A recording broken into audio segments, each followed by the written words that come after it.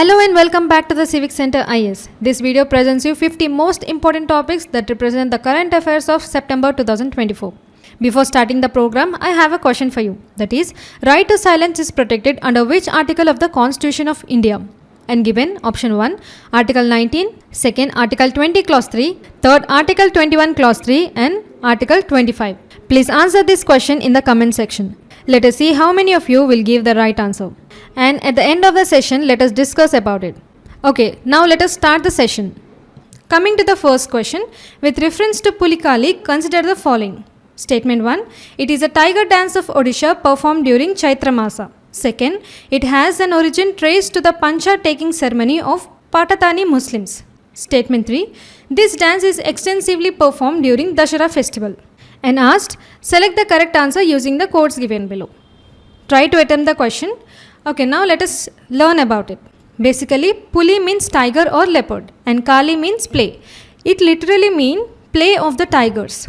And hence the performance revolves around the theme of tiger hunting. Significantly, it is performed by trained artists to entertain people on the occasion of Onam, an annual harvest festival celebrated mainly in the Indian state of Kerala, which is celebrated on the 4th day of Onam festival.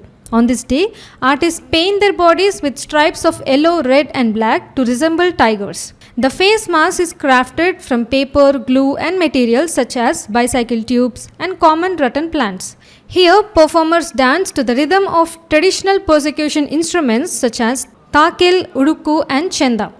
Now coming to the origin of Pulikali dates back over 200 years when the Maharaja Ramavarma Sanktan Tampuran, the then Maharaja of Cochin, is said to have introduced the folk art. Origins traced to the Pancha taking ceremony of Patatani Muslims. Every year during Onam, the festival takes place at Swaraj ground in Thrissur district. From this, the correct answer is option A. Here statement 1 is correct because Bagh Nach, a similar dance form, is also performed in the Indian state of Odisha. The Indian state of Odisha is regarded as the land of myriad marvels. It has a rich cultural heritage which is a harmonious blending of art, religion and philosophy. With time, many unique dance forms have evolved in different regions of Odisha, one of which is Bagh Nach. And statement 2 is correct because it has an origin traced to Pancha taking ceremony of Patatani Muslims. And here statement 3 is incorrect because the dance is performed during Onam festival, not Dasara festival. This question has been taken with reference to UPSC previous year question, that is, consider the following pairs and given 2 pairs and asked, which of the pairs given above is or are correctly matched? Here, Garba is a folk dance celebrated in the state of Gujarat. It is 9 days of festival to dedicate themselves to the goddess Shakti. Moreover, Garba is a dance that celebrates females' fertility and mother deities. It has been inscribed in the list of intangible cultural heritage of humanity by UNESCO in 2023. So, first pair is correct. And here, Mohiniyattam is an Indian classical dance form of Kerala. It is one of the 8 major Indian classical dance forms. So second pair is incorrect. And Yakshagna is a traditional folk dance form popular in coastal Karnataka districts which depicts mythological stories from Ramayana, Mahabharata, Bhagavata and other Hindu epics. So third pair is correct. Hence the correct answer is option C. Now coming to the second question, consider the following statements regarding black coat syndrome and given. It is a lung illness characterized by the formation of black coat lining, particularly in coal workers. Second, it is anxiety and fear experienced by ordinary citizens in courtrooms. And asked, which of the statements given above is or are correct? Pause the video and try to attempt the question. Now, let us learn about it. Highlighting the delay in justice, the President of India, Draupadi Murmu, in her address at National Conference of District Judiciary, coined the phrase black coat syndrome. It refers to the high stress levels in ordinary citizens experienced in the courtrooms. It was compared to the white coat syndrome which patients feel in the hospital. Now coming to the reasons to be called as black coat syndrome are the pendency of cases and backlogs, was a big challenge faced by the Indian judiciary. Second, to increase in number of women in the judiciary. Also, let us learn about white coat syndrome. It is also known as white coat hypertension. Is a condition where a patient's blood pressure readings are higher in a clinical setting than in other environments such as at home. From this, the correct answer is option B. Here, statement 1 is incorrect because it is not a lung illness. Rather, it refers to the high stress levels in the ordinary citizens experienced in the courtrooms. And statement 2 is correct because, as we discussed, it is anxiety and fear experienced by the ordinary citizens in the courtrooms. This question has been taken with respect to UPSC previous year question, that is, Wolbachia method is sometimes talked about with reference to which one of the following, and given controlling the viral diseases spread by mosquitoes. Second, converting crop residues to packing material. Third, producing biodegradable plastics. And fourth, producing biochar from thermochemical conversion of biomass. Here, Wolbachia is a common type of bacteria found in insects. Approximately 6 in 10 of all insects, including butterflies, bees and beetles around the world have Wolbachia. Significantly, it cannot make people or animals sick. Additionally, it is not found in Aedes aegypti mosquitoes which can spread viruses. However, scientists discovered that Wolbachia blocks viruses like dengue, chikungunya and Zika from growing in the bodies of Aedes aegypti mosquitoes. Hence, the correct answer is option A. Now, coming to the third question, consider the following statements regarding Shanghai Cooperation Organization. And given, it is a permanent intergovernmental international organization. Second, its objective is to safeguard regional peace, security and stability. Third, India is a member of Shanghai Cooperation Organization. And asked which of the following statements are correct. Now try to attempt this question. Okay, now let us learn about it. It is a permanent intergovernmental international organization which aims to promote cooperation and mutual support in areas such as trade, investment, energy, transportation and security, and to maintain peace, security and stability in the region. It is established on June 15, 2001 in Shanghai and entered into force on September 19, 2003. Its member states are China, India, Kazakhstan, Kyrgyzstan, Pakistan, Russia, Tajikistan, Uzbekistan and Iran. Now coming to its objectives, first, strengthen relations among member states. Second, to promote cooperation in political affairs, economics and trade, scientific, technical, cultural and educational spheres, as well as in energy, transportation, tourism and environmental protection. Third, to safeguard regional peace, security and stability. Fourth, to create a democratic, equitable international political and economic order. Additionally, the official working language of the Shanghai Cooperation Organization is Russian and Chinese. From this, the correct answer is option D. As we discussed, it is a permanent intergovernmental international organization. And yes, its objective is to safeguard regional peace, security and stability. Also, India is a member of Shanghai Cooperation Organization. This question was taken with reference to UPSC previous year question, that is, consider the following and given Ancient Infrastructure Investment Bank, second, Missile Technology Control Regime, third, Shanghai Cooperation Organization, and asked India is a member of which of the above. Here the correct answer is option D, that is, India is a member of Ancient Infrastructure Investment Bank, Missile Technology Control Regime and also Shanghai Cooperation Organization.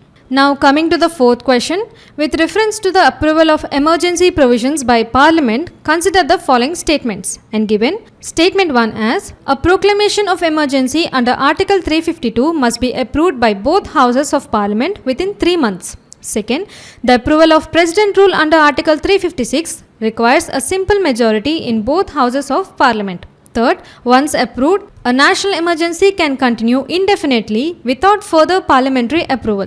And asked, which of the statements given above is or are correct? Pause and try to attempt the question. Okay, let us learn about it. Part 18 of the Constitution of India contains Article 352 to 356. Which lays down the emergency provisions.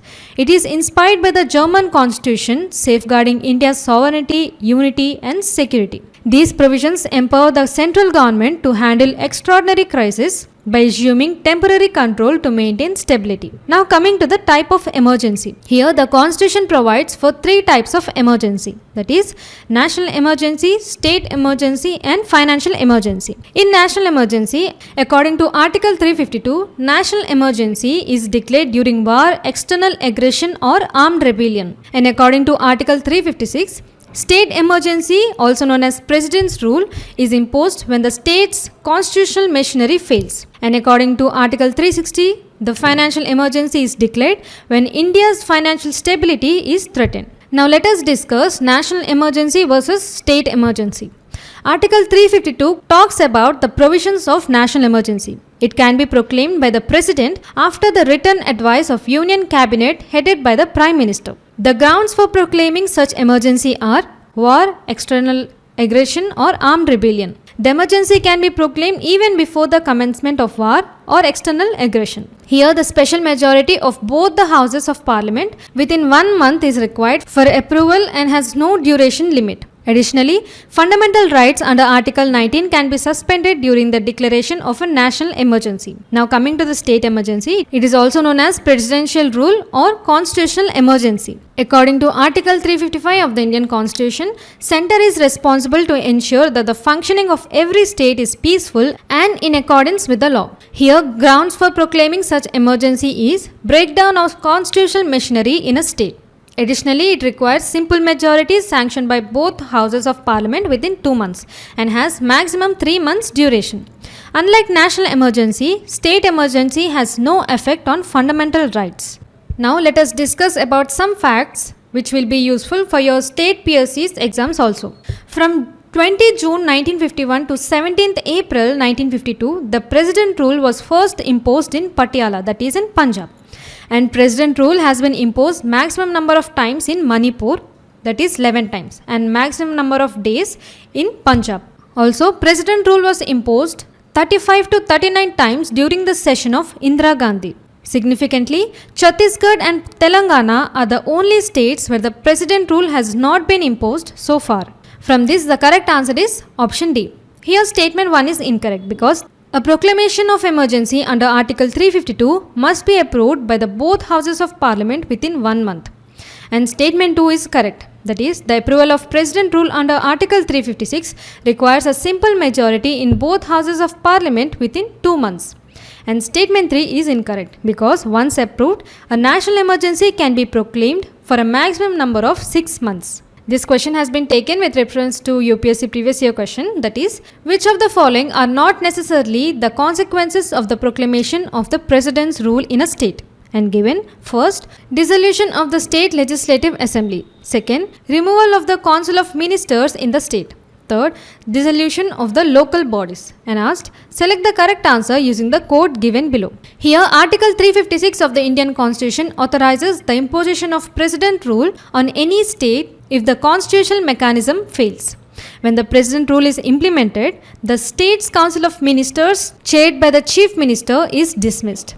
And the state governor, acting on behalf of the President, takes command with the help of the Chief Secretary or selected advisors. As a result, the proclamation has the immediate effect of removing the State Council of Ministers. Hence, statement 2 is incorrect. Furthermore, during President's Rule, the state administration is removed and the state legislature and local governments may be suspended or disbanded. So here statement 1 and 3 are correct. Therefore, the correct answer is option B. Now coming to the fifth question. In the context of recent advancements in tuberculosis treatment, B-Palm regimen is used for and given treatment for latent TB infection. Second, development of a new tuberculosis vaccine. Third, shorter treatment course for drug-resistant TB. And fourth, prevention of TB transmission in high-risk populations. Now let us learn about it. Tuberculosis is an infectious disease caused by the bacteria that most often affects the lungs. It is caused by a bacteria called Mycobacterium tuberculosis. Additionally, it spreads through the air when the people of tuberculosis cough, sneeze or spit. Coming to its symptoms, prolonged cough, chest pain, weakness, fatigue, weight loss, fever and night sweats. Here TB usually affects the lungs, but it also affects the kidneys, brain, spine and skin. Significantly, every year 10 million people fall ill with tuberculosis. Despite being a preventable and curable disease, 1.5 million people die from tuberculosis each year, making it the world's top infectious killer. It is preventable and curable and can also be treated with antibiotics. Recently in September, according to the Ministry of Health, the new B-Palm regimen consisting of 4 drugs, has proven to be a safe, more effective and quicker treatment option than previous procedures. B-Balm regimen is a novel treatment for multi-drug resistant tuberculosis under National Tuberculosis Elimination Program. Is a highly effective and shorter treatment option. It consists of 4 drug combination, that is bedaquiline, pretomanid, linezolid and moxifloxacin. It has been proven to be safe, more effective and a quicker treatment option. While traditional MDR-TB, that is multi-drug resistant tuberculosis, can last up to 20 months with severe side effects. B-Balm regimen can cure the drug-resistant tuberculosis in just 6 months with high treatment success rate. India's 75,000 drug-resistant TB patients will now be able to avail benefit of this shorter regimen. Further, the global and India's efforts to eliminate tuberculosis are Find, Treat All, End TB and Global Tuberculosis Report by World Health Organization. Additionally, Pradhan Mantri TB Mukt Bharat Abhiyan, National Strategic Plan for Tuberculosis Elimination, that is TB Harega Desh Jeetega campaign and Nikshay Poshan Yojana by India. From this, the correct answer is option C. As we have discussed, B-Balm regimen is used for shorter treatment course for drug-resistant tuberculosis. This question has been taken with reference to UPSC previous year question, which says that in context of recent advances in human reproductive technology, pro-nuclear transfer is used for and given fertilization of egg in vitro by the donor sperm. Second, genetic modification of sperm producing cells. Option C, development of stem cells into functional embryos. And option D, prevention of mitochondrial diseases in offspring. Here, in pro-nuclear transfer, the mother's egg is first fertilized with the father's sperm, resulting in a zygote. The pronuclei of the egg and sperm are then extracted from the zygote and put into a donor egg that has been fertilized but has had its own nucleus removed. The zygote created from the donor's egg is subsequently put into the mother's uterus. It is thus employed in the process of producing 3-parent baby. Additionally, it reduces the effects of mutations that occur in the DNA of cellular organelles known as mitochondria. Therefore, option D is the correct answer. Now coming to the 6th question. With reference to the Pradhan Mantri Annadata Aay Samrakshan Abhiyan, consider the following statements and given. First, it aims that the below poverty line population has access to subsidized food grains. Second, it is launched by the Ministry of Agriculture and Farmers Welfare.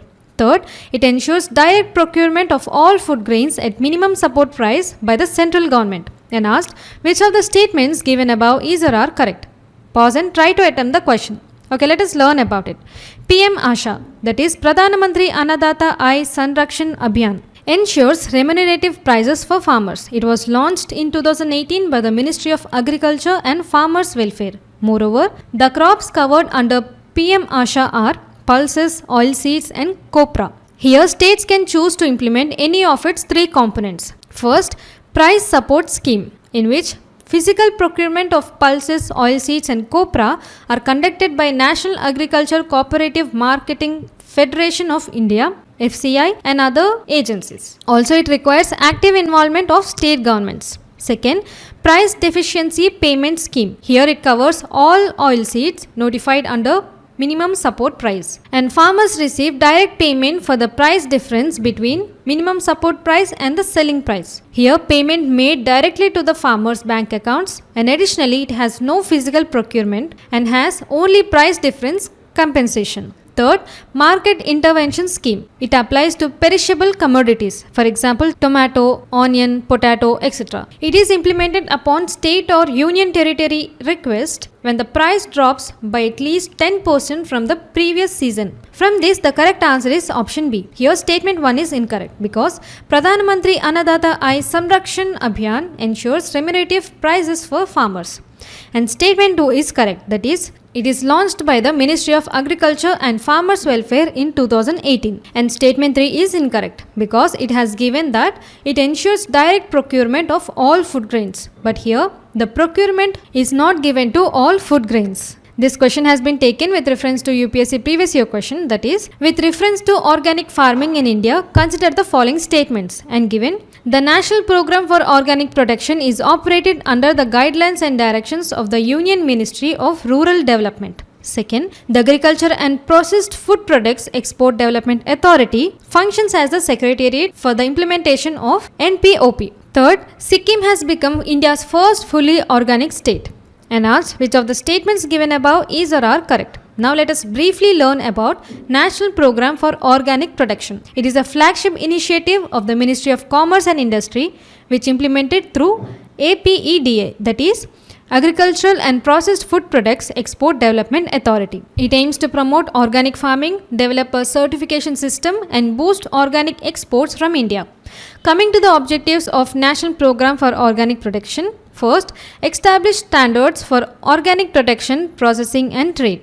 Second, facilitate the certification of organic products for domestic and international markets. Third, promote sustainable agriculture and reduce dependence on chemical inputs. Fourth, enhance the export potential of Indian organic products by aligning with global standards. Here, Agriculture and Processed Food Products Export Development Authority is a nodal agency. Also, it is recognized under the foreign trade policy and allied with international organic standards. Additionally, it is accredited by the National Accreditation Body to ensure credibility. Significantly, Sikkim became the first India's fully organic state under NPOP, and over 4.4 million hectares are certified as organic farmland in India, one of the largest globally. Also, we should remember this that India is a major exporter of organic spices, tea, pulses and cereals. So here statement 1 is incorrect because the National Program for Organic Production is implemented by the Ministry of Commerce and Industry, and statement 2 is correct because Agriculture and Processed Food Products Export Development Authority functions as a secretariat for the implementation of NPOP,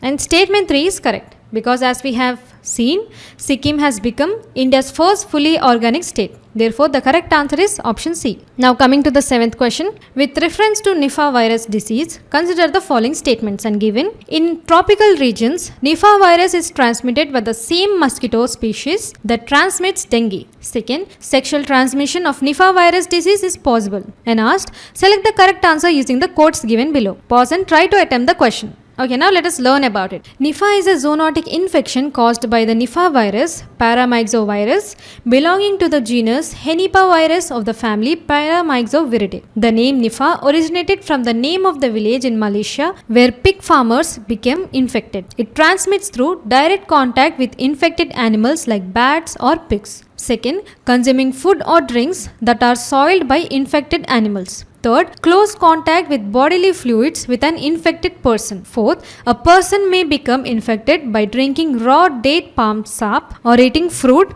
that is contaminated by an infected bat. Furthermore, there are no antivirals and there is only symptomatic management. Currently, there is no vaccines for both humans and animals. Coming to the diagnosis, a real-time polymerase chain reaction test can confirm Nipah virus through nasal or throat swabs, second, cerebrospinal fluid, third, urine or blood samples, and can diagnose the infection in its later stages or after recovery by testing your blood for certain antibodies through ELISA test.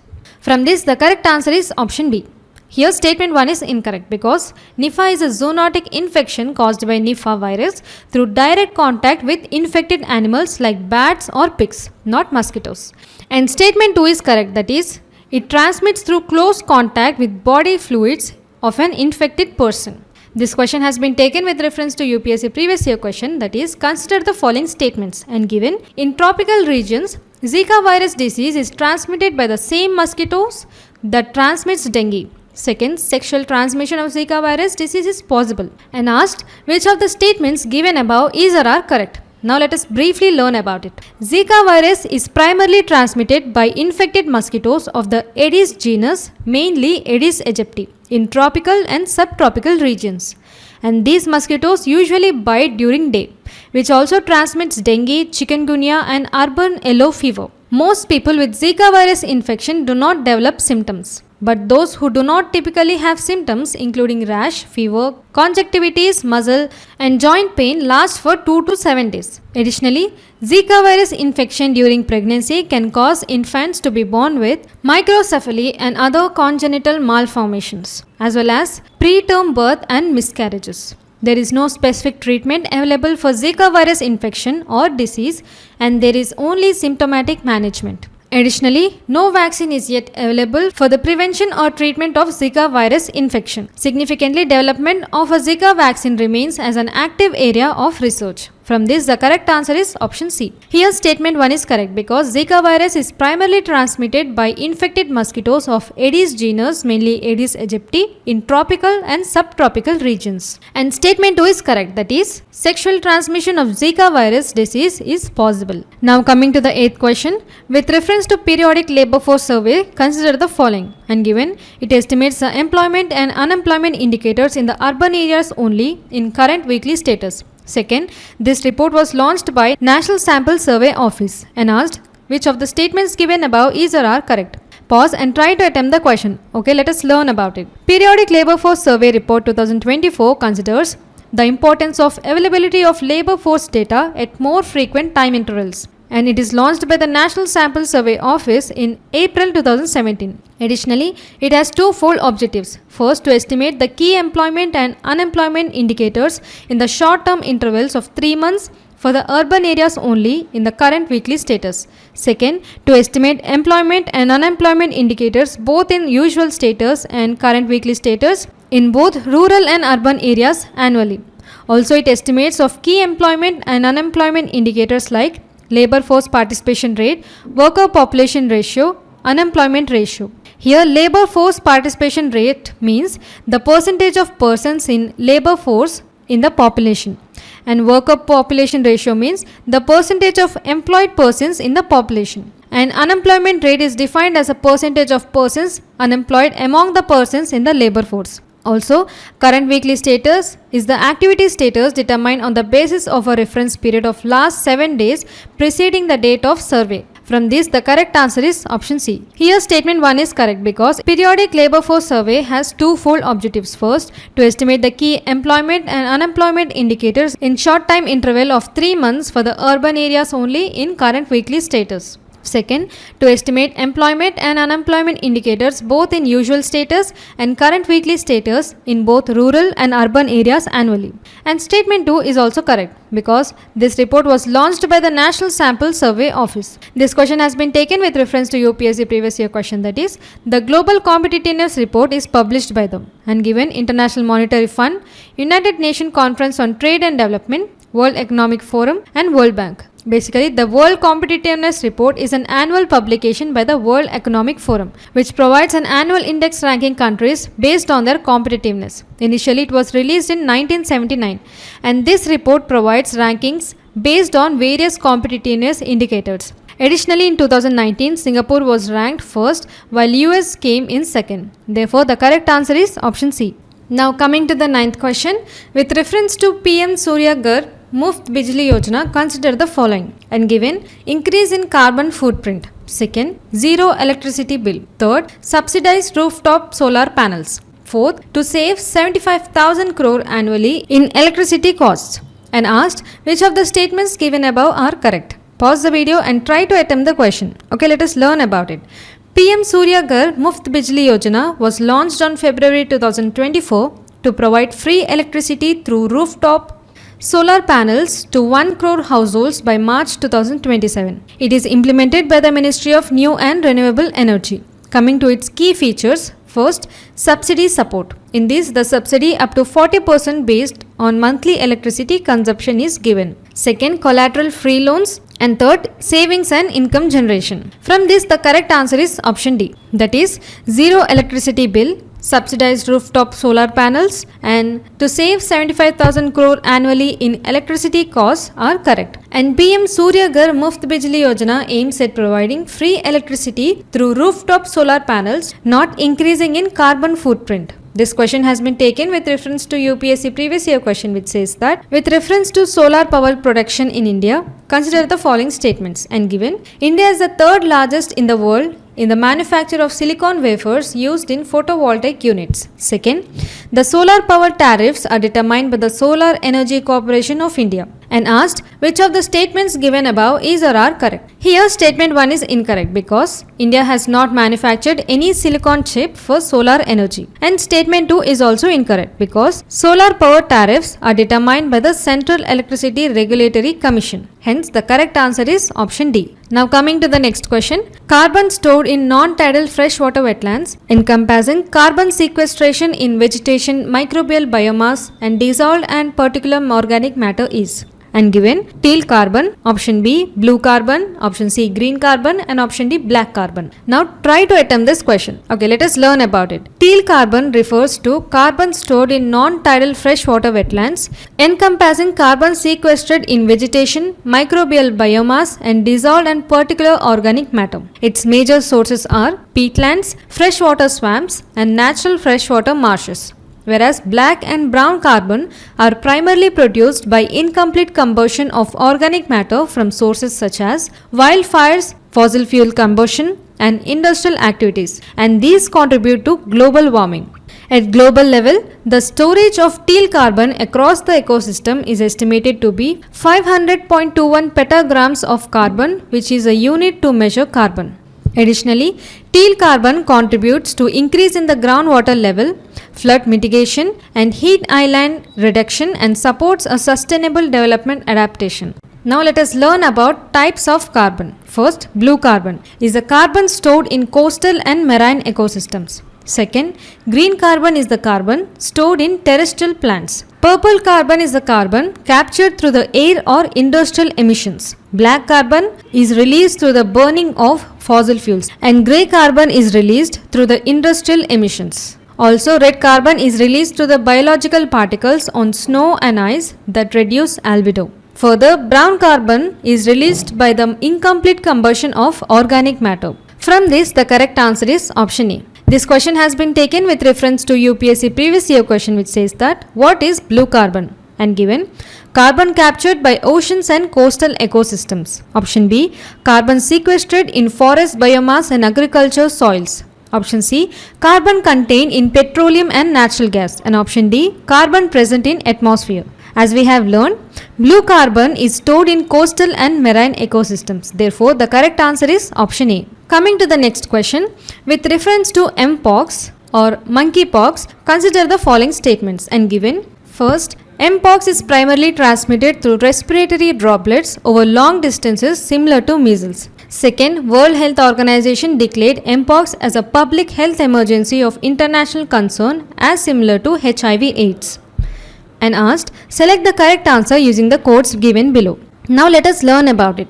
Mpox, previously known as monkeypox, is a viral zoonotic disease which is transmitted from animals to humans. It is indefinite as a pox-like disease among monkeys, and hence it is named monkeypox. Here the monkeypox virus is an orthopox virus, which is a genus of viruses that also includes the Virola virus, which causes smallpox. Through self-limiting, it can lead to death, especially among children and those with weak immune systems. Additionally, it is endemic to countries in Central and Western Asia.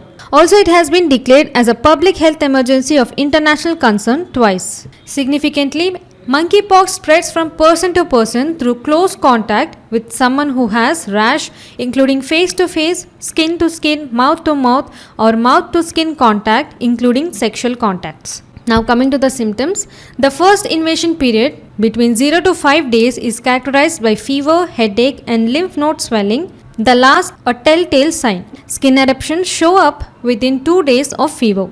Here the rash is more concentrated on the face but can also be found in the palm or sole of the feet. Also affects the oral mucous membrane, the conjunctiva, cornea of the eye and the genital area. Significantly, there are vaccines for Mpox which are administered after a person has been in contact with someone who has Mpox. In these cases, the vaccine should be given less than 4 days after contact with someone who has Mpox. Now coming to the diagnosis, since these are DNA viruses, we need a polymerase chain reaction test. Additionally, diseases that have been declared public health emergency international concern by WHO are H1N1, Ebola, polio, a second Ebola outbreak and Zika. From this, the correct answer is option B. Here statement 1 is incorrect because the World Health Organization emphasizes that mpox is chiefly transmitted through close physical contact rather than respiratory droplets. And statement 2 is correct because it has been declared a public health emergency of international concern twice. This question has been taken with reference to UPSC previous year question, which says that which of the following diseases can be transmitted from one person to another through tattooing, and given chikungunya, hepatitis B and HIV/AIDS, and asked select the correct answer using the codes given below. If you remember, we have discussed this question in November REwise edition, but those who have not seen it, let us discuss it again. Tattooing means a permanent mark or design which is made on the skin with tattoo ink, right? We all know this. And here the question says that by tattooing, which of the following diseases can be transmitted? Here in first statement, chikungunya is a mosquito-borne viral disease which is transmitted by Aedes aegypti and Aedes albopictus mosquitoes. Hence, this is incorrect. And in statement 2 and 3, HIV/AIDS and hepatitis B are contacted by coming into touch with contaminated bodily fluids or blood. These diseases can spread from one person to another if tattoo equipment is not adequately sanitized. Therefore, the correct answer is option B. Now coming to the next question, consider the following statements regarding the Public Accounts Committee, and given it has the power to review performance of regulatory bodies. Second, it examines the annual audit reports of Comptroller and Auditor General of India before they are presented to Parliament. Third, established in 1921 under the Government of India Act 1935, and asked how many of the above statements are correct. Pause the video and try to attempt the question. Okay, let us learn about it. Public Accounts Committee is a vital legislative body within India's parliamentary framework both at union and state levels, which aims to ensure financial accountability by scrutinizing government expenditures and ensuring funds are utilized as authorized by the legislature. Now let us discuss how it had started. Public Accounts Committee was first set up in 1921 in the wake of Montagu-Chelmsford's reforms, and the Finance Minister of the Executive Council used to be the chairman of the committee. Moreover, the secretariat assistance to the committee was rendered by the then Finance Department, that is now Ministry of Finance, and this position was continued right up to 1949. During the days of interim government, the then Finance Minister acted as chairman of the committee, and later on, after the attainment of independence in August 1947, the Finance Minister became the chairman. This naturally restricted the free expression of views and criticism of the executive. Additionally, the Committee on Public Accounts underwent a radical change with the coming into force of the Constitution of India on 26 January 1950, when the committee became a parliamentary committee functioning under control of Speaker with a non-official chairman appointed by Speaker from among the members of Lok Sabha elected to the committee. Significantly, the Minister of Finance ceased to be a member of the committee. Coming to its composition, it is composed of 22 members, 15 from Lok Sabha and 7 from Rajya Sabha. Additionally, ministers are not eligible for membership. Chairperson will be from the opposition but not necessarily the leader of the opposition party. Now let us discuss its functions. First, it examines CAG reports on government expenditures after they are tabled in Parliament. Second, scrutinizes government financial transactions for mismanagement. Third, ensures funds are used as sanctioned by Parliament. Fourth, reviews performance of regulatory bodies. And fifth, recommends corrective measures for financial efficiency. Coming to its powers and limitations, it can summon government officials for financial scrutiny, and it can review CAG audit reports for regulatory bodies, and it cannot directly summon independent regulatory bodies like SEBI and RBI. Its recommendations are not binding on the government. From this, the correct answer is option B. Here statement 1 is correct because it has the power to review performance of regulatory bodies, and statement 2 is also correct because it examines the annual audit reports of the Comptroller and Auditor General of India before they are presented to Parliament.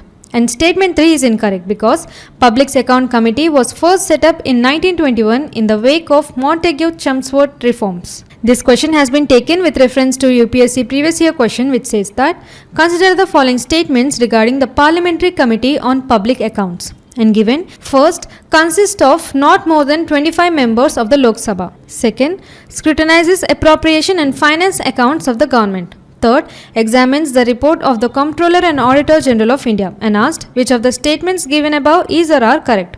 Here, statement 1 is incorrect because the committee consists of 15 members of Lok Sabha, not the 25 members. And statement 2 is correct because the Public Accounts Committee examines both the appropriation and finance reports submitted by the Comptroller and Auditor General of India. And statement 3 is also correct because the committee also examines the various audit reports of the Comptroller and Auditor General on revenue receipts, expenditure by various ministries, departments of government and accounts of autonomous bodies. Therefore, the correct answer is option B. Now coming to the next question. With reference to Bharat Startup Knowledge Access Registry, Bhaskar, consider the following statements and given. First, it is a one-stop digital platform connecting stakeholders. Second, it works under Ministry of Finance. And third, eligible startups can enjoy tax exemptions. And asked, which of the statements given above is or are correct? Pause and try to attempt the question. Okay, let us learn about it. Bharat Startup Knowledge Access Registry aims to strengthen the startup ecosystem with a primary goal to build the world's largest digital registry for stakeholders within the startup ecosystem. It is launched by the Department of Promotion of Industry and Internal Trade under the Ministry of Commerce. Additionally, it is designed to centralize, streamline and enhance collaboration among key stakeholders within the entrepreneurial ecosystem including startups, investors, mentors, service providers and government bodies. Coming to its key features, networking and collaboration. Second, providing centralized access to resources. Third, creating personalized identification apart from enhancing discoverability and supporting the country's global brand.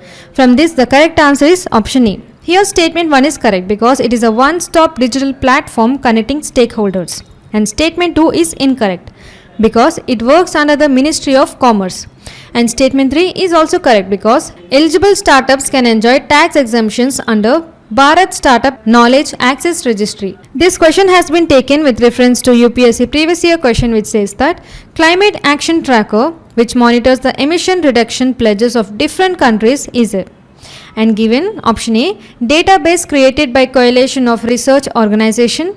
Option B, Wing of International Panel of Climate Change. Option C, Committee under United Nations Framework Convention on Climate Change. And option D, agency promoted and financed by United Nations Environment Programme and World Bank. Basically, the Climate Action Tracker is an independent scientific project that aims government climate action and measures it against globally agreed Paris Agreement aim of holding warming well below 2 degrees Celsius and pursuing efforts to limit warming to 1.5 degrees Celsius. And it is a collaboration of two organizations, that is Climate Analytics and New Climate Institute. From this, the correct answer is option A. Now coming to the next question, consider the following and given. Tropical wet evergreen forest. Second, seismically active region. Third, Champagne tribe.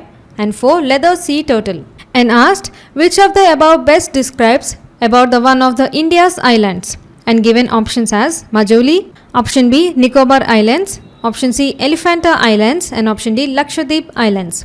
Recently in September, the ministry has filed an application with National Green Tribunal seeking a larger bench of 6 members to hear the ongoing petitions regarding the Great Nicobar project. Now let us learn about it. Great Nicobar project is a multi-development initiative for the strategic and holistic development of Great Nicobar Island. It was created by the Ministry of Environment in November 2022. The project spans about 30 years and aims to strengthen India's strategic presence and infrastructure in the region. Coming to its key objectives, strategic important, that is counter expansionist activities by neighboring countries like China, and safeguard maritime interest and curb illegal activities such as poaching by Myanmar's fishers. Second, infrastructure development valued at 72,000 crore. Also let us discuss about Great Nicobar. It is the southernmost island of Nicobar Islands archipelago.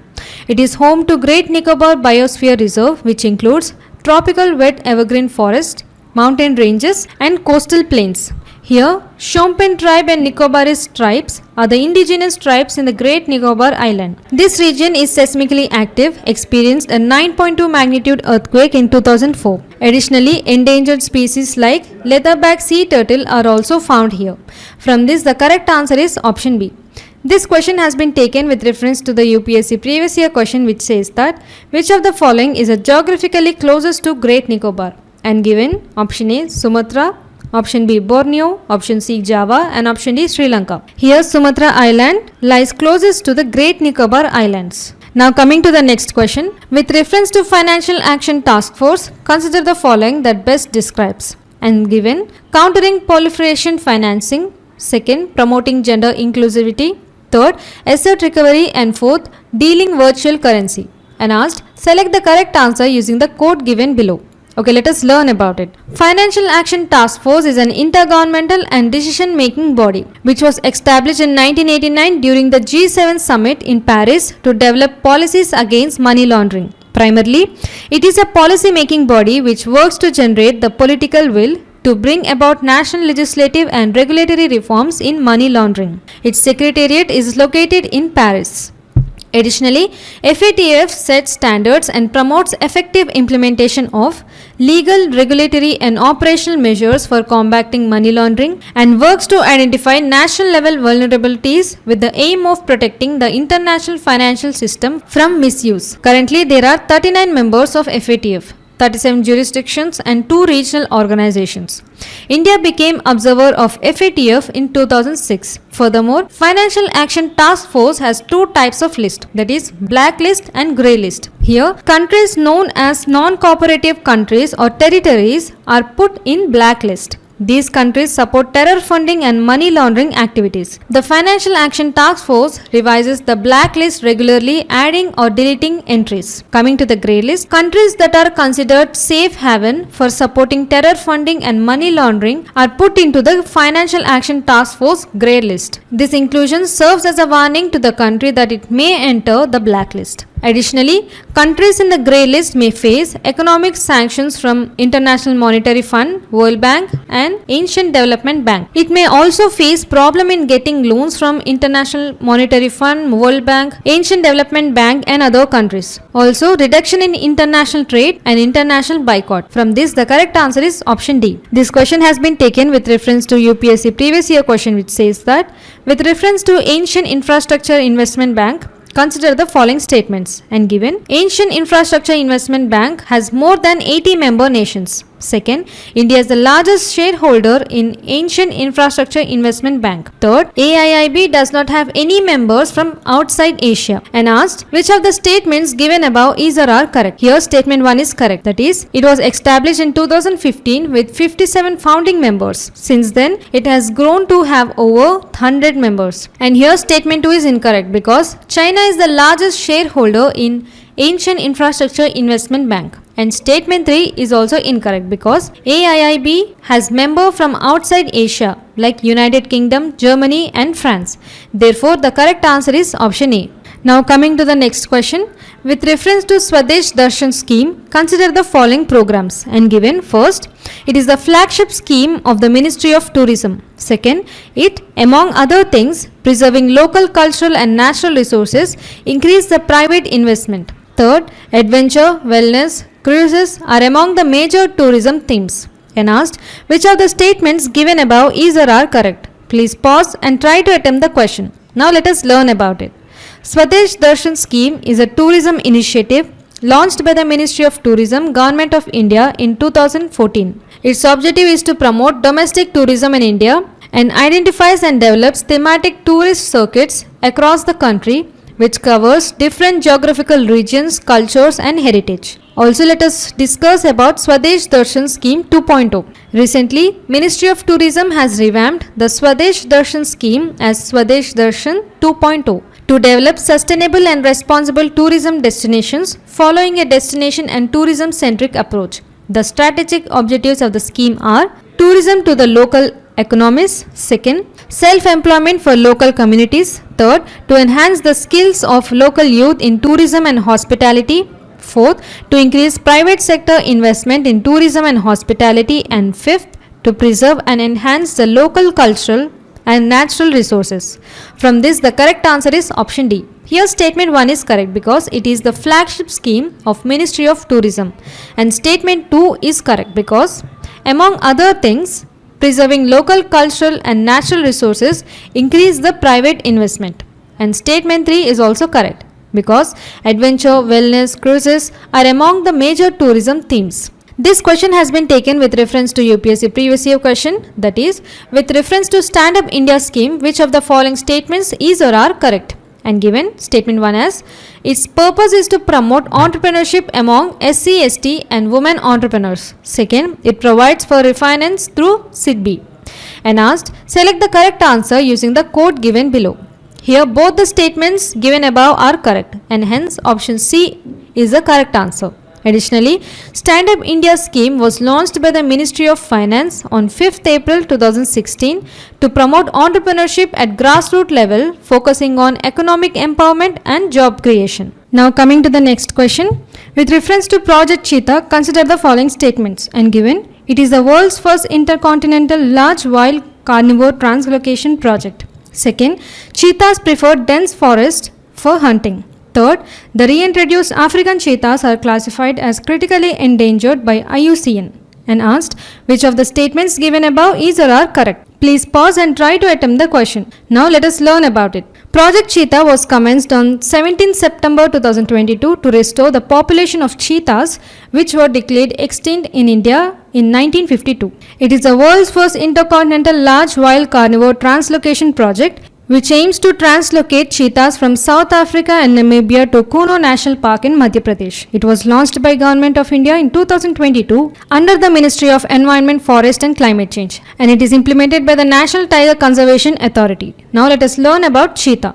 The scientific name of cheetah is Acinonyx jubatus, which are fast-running big cats. There are two types of cheetahs globally, that is African cheetah, which were found in savannas, arid mountains and hilly deserts, and Asiatic cheetah, which can be found in desert and semi-desert areas only in Iran. Cheetahs live in three main groups, that is females with cubs, male coalitions and solitary males. They hunt during day, preferring dawn and dusk. The IUCN status of cheetah are globally vulnerable and Asiatic cheetah critically endangered. Notably, adult cheetahs prefer landscapes that are not too dense, facilitating ease of movement for hunting. From this, the correct answer is option B. Here statement 1 is correct because it is the world's first intercontinental large wild carnivore translocation project. And statement 2 is incorrect because notably, adult cheetahs prefer landscapes that are not too dense, facilitating ease of movement for hunting. And statement 3 is also incorrect because Asiatic cheetah is classified as critically endangered by IUCN. This question has been taken with reference to UPSC previous year question which says that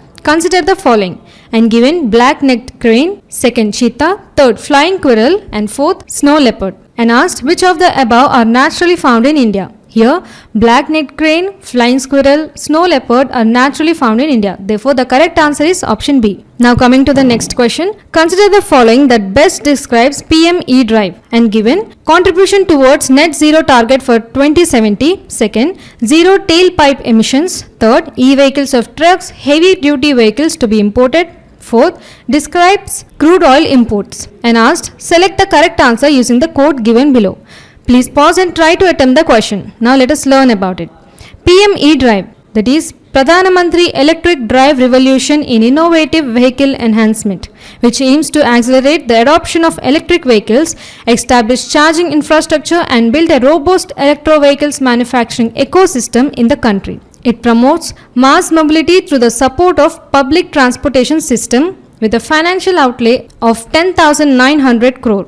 It has come into effect from October 1, 2024 and will remain in force until March 31st, 2026. Coming to the objectives of PM E-Drive, first, accelerate EV adoption, that is to encourage mass adoption of electric vehicles focusing on public transport. Second, building charging infrastructure in which it aims to establish a comprehensive network of charging stations nationwide. Third, strengthen electric vehicles manufacturing to develop a phased manufacturing program for domestic electric vehicles production and supply chain enhancement. Fourth, environmental goals, that is to mitigate transportation related emissions and improve air quality. Coming to the key components of the scheme, first, subsidize for demand incentives, second, grant for capital assets, and third, administration and awareness. Now coming to the eligibility of electric vehicles categories, first, two-wheelers, three-wheelers, e-ambulance, that is electric ambulances, e-trucks, e-buses, charging infrastructure and testing facilities upgrade. From this, the correct answer is option D. That is, statement 1, 2 and 4 best describes about PM e-drive. This question has been taken with reference to UPSC previous year question, that is, with reference to Pradhan Mantri Kaushal Vikas Yojana, consider the following statements, and given it is a flagship scheme of Ministry of Labour and Employment. Second, it, among other things, will also impart training in soft skills, entrepreneurship, financial and digital literacy. Third, it aims to align the competencies of unregulated workforce of the country to the National Skill Qualifications Framework. And asked, which of the statements given above is or are correct? Here, statement 1 is incorrect because it is a flagship scheme of the Ministry of Education. And statement 2 is correct because it will also impart training in soft skills, entrepreneurship, financial and digital literacy. And also statement 3 is correct, which aims to align the competencies of the unregulated workforce of the country to the National Skill Qualification Framework. Therefore, the correct answer is option C. Now coming to the next question. In India, the Smart Cities Mission and given was launched by a centrally sponsored scheme under Ministry of Housing and Urban Affairs. Second, provides universal free Wi-Fi in all smart cities as a mandatory feature. Third, has a sole responsibility of implementing all urban development projects in the selected smart cities. And asked, which of the statements given above is or are correct? Please pause and try to attempt the question. Now let us discuss about it.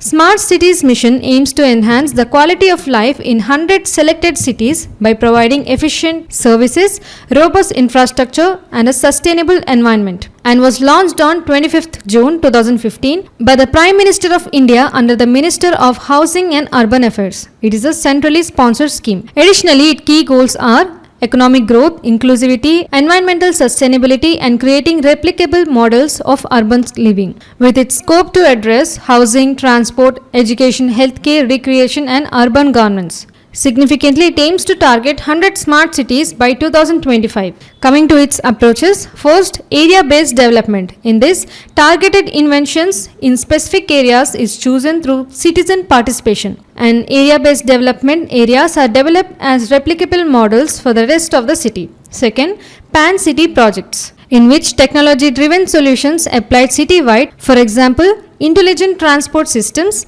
and integrated command control centers. Third, special purpose vehicles. And fourth, integrated control and command centers to monitor real-time urban operations and to use artificial intelligence, Internet of Things and data analytics, and played a key role during COVID-19. Coming to the principles of Smart Cities Mission, first, community at core, which places communities at the core of planning and implementation. Second, more from less, which has ability to generate greater outcomes with the use of lesser resources. Third, cooperative and competitive federalism, in which cities are selected through competition, flexibility to implement projects. Fourth, integration, innovation and sustainability, that is, innovating methods, integrated and sustainable solutions. Fifth, technology as means, not the goal, that is, careful selection of technology relevant to the context of the cities. And last, convergence. From this, the correct answer is option C. Here, statement 1 is correct because it was launched on 25th June 2015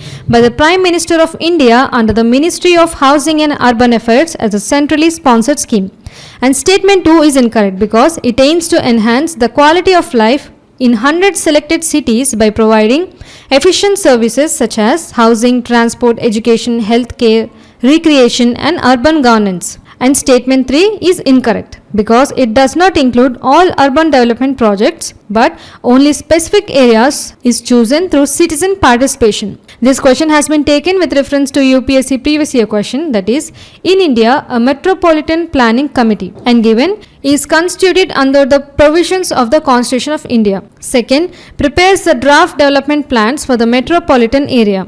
Third, has a sole responsibility for implementing government-sponsored schemes in the metropolitan area. And asked which of the statements given above is or are correct. Here, Article 243ZE of Part 9A of the Indian Constitution provides for the establishment of the Metropolitan Planning Committee. Hence, statement 1 is correct. The Constitution mandates the formation of Metropolitan Planning Committees in all metropolitan areas with a million plus population. Additionally, Metropolitan Planning Committee was formed in every metropolitan area to prepare a draft development plan for the metropolitan area as a whole. Hence, statement 2 is correct. And statement 3 is incorrect because it helps in draft planning, not in implementing government-sponsored schemes in the metropolitan area. Now, coming to the next question. With reference to White Revolution, consider the following. And given, its one of the primary goal is to make India into one of the largest milk producers globally. Second, Anand model was used by Dr. Kurian. Third, it ended India's dependence on imported milk solids. And asked which of the statements given above is or are correct. Please pause and try to attempt the question. Now let us discuss about it. The White Revolution in India refers to the successful implementation of Operation Flood, a dairy development program launched on January 13, 1970. It was spearheaded by the India's National Dairy Development Board, and it is the most extensive dairy development initiative globally. Additionally, the initiative aimed to empower dairy farmers in steering their own development and gaining control over the resources they generate. Significantly, the movement was led by visionary Dr. Verghese Kurian, the father of India's White Revolution. His revolutionary approach showcases how strategic planning and community collaboration can drive socio-economic development. Every year on November 26th, India observes National Milk Day in commemoration of the birth anniversary of Dr. Verghese Kurian. Also, we shall learn about White Revolution 2.0. It aims to increase milk procurement by dairy cooperatives by 50% over the next 5 years. Its primary goal is to expand the dairy cooperative sector in India. Additionally, its vision is to create more sustainable and inclusive dairy industry that empowers women and generates employment. Also, it was launched on 19 September 2024, which targets to reach 1,007 lakh kg of milk procurement per day by the year 2028 to 29. Additionally, the production estimates for 2023 to 24 according to basic animal husbandry statistics are the total production of milk is 239.30 million tons, and the top 5 milk producing states are Uttar Pradesh, Rajasthan, Madhya Pradesh, Gujarat, Maharashtra, and the highest annual growth rate in countries include West Bengal, Jharkhand, Chhattisgarh, and significantly India rank first in milk production globally. From this, the correct answer is option D. Here statement 1 is correct because its one of the primary goal is to make India into one of the largest milk producers globally. And statement 2 is correct because Anand model was used by Dr. Kurian. And statement 3 is also correct because it ended India's dependence on imported milk solids. This question has been taken with reference to UPSC previous year question, that is, who is the pioneer of White Revolution in India?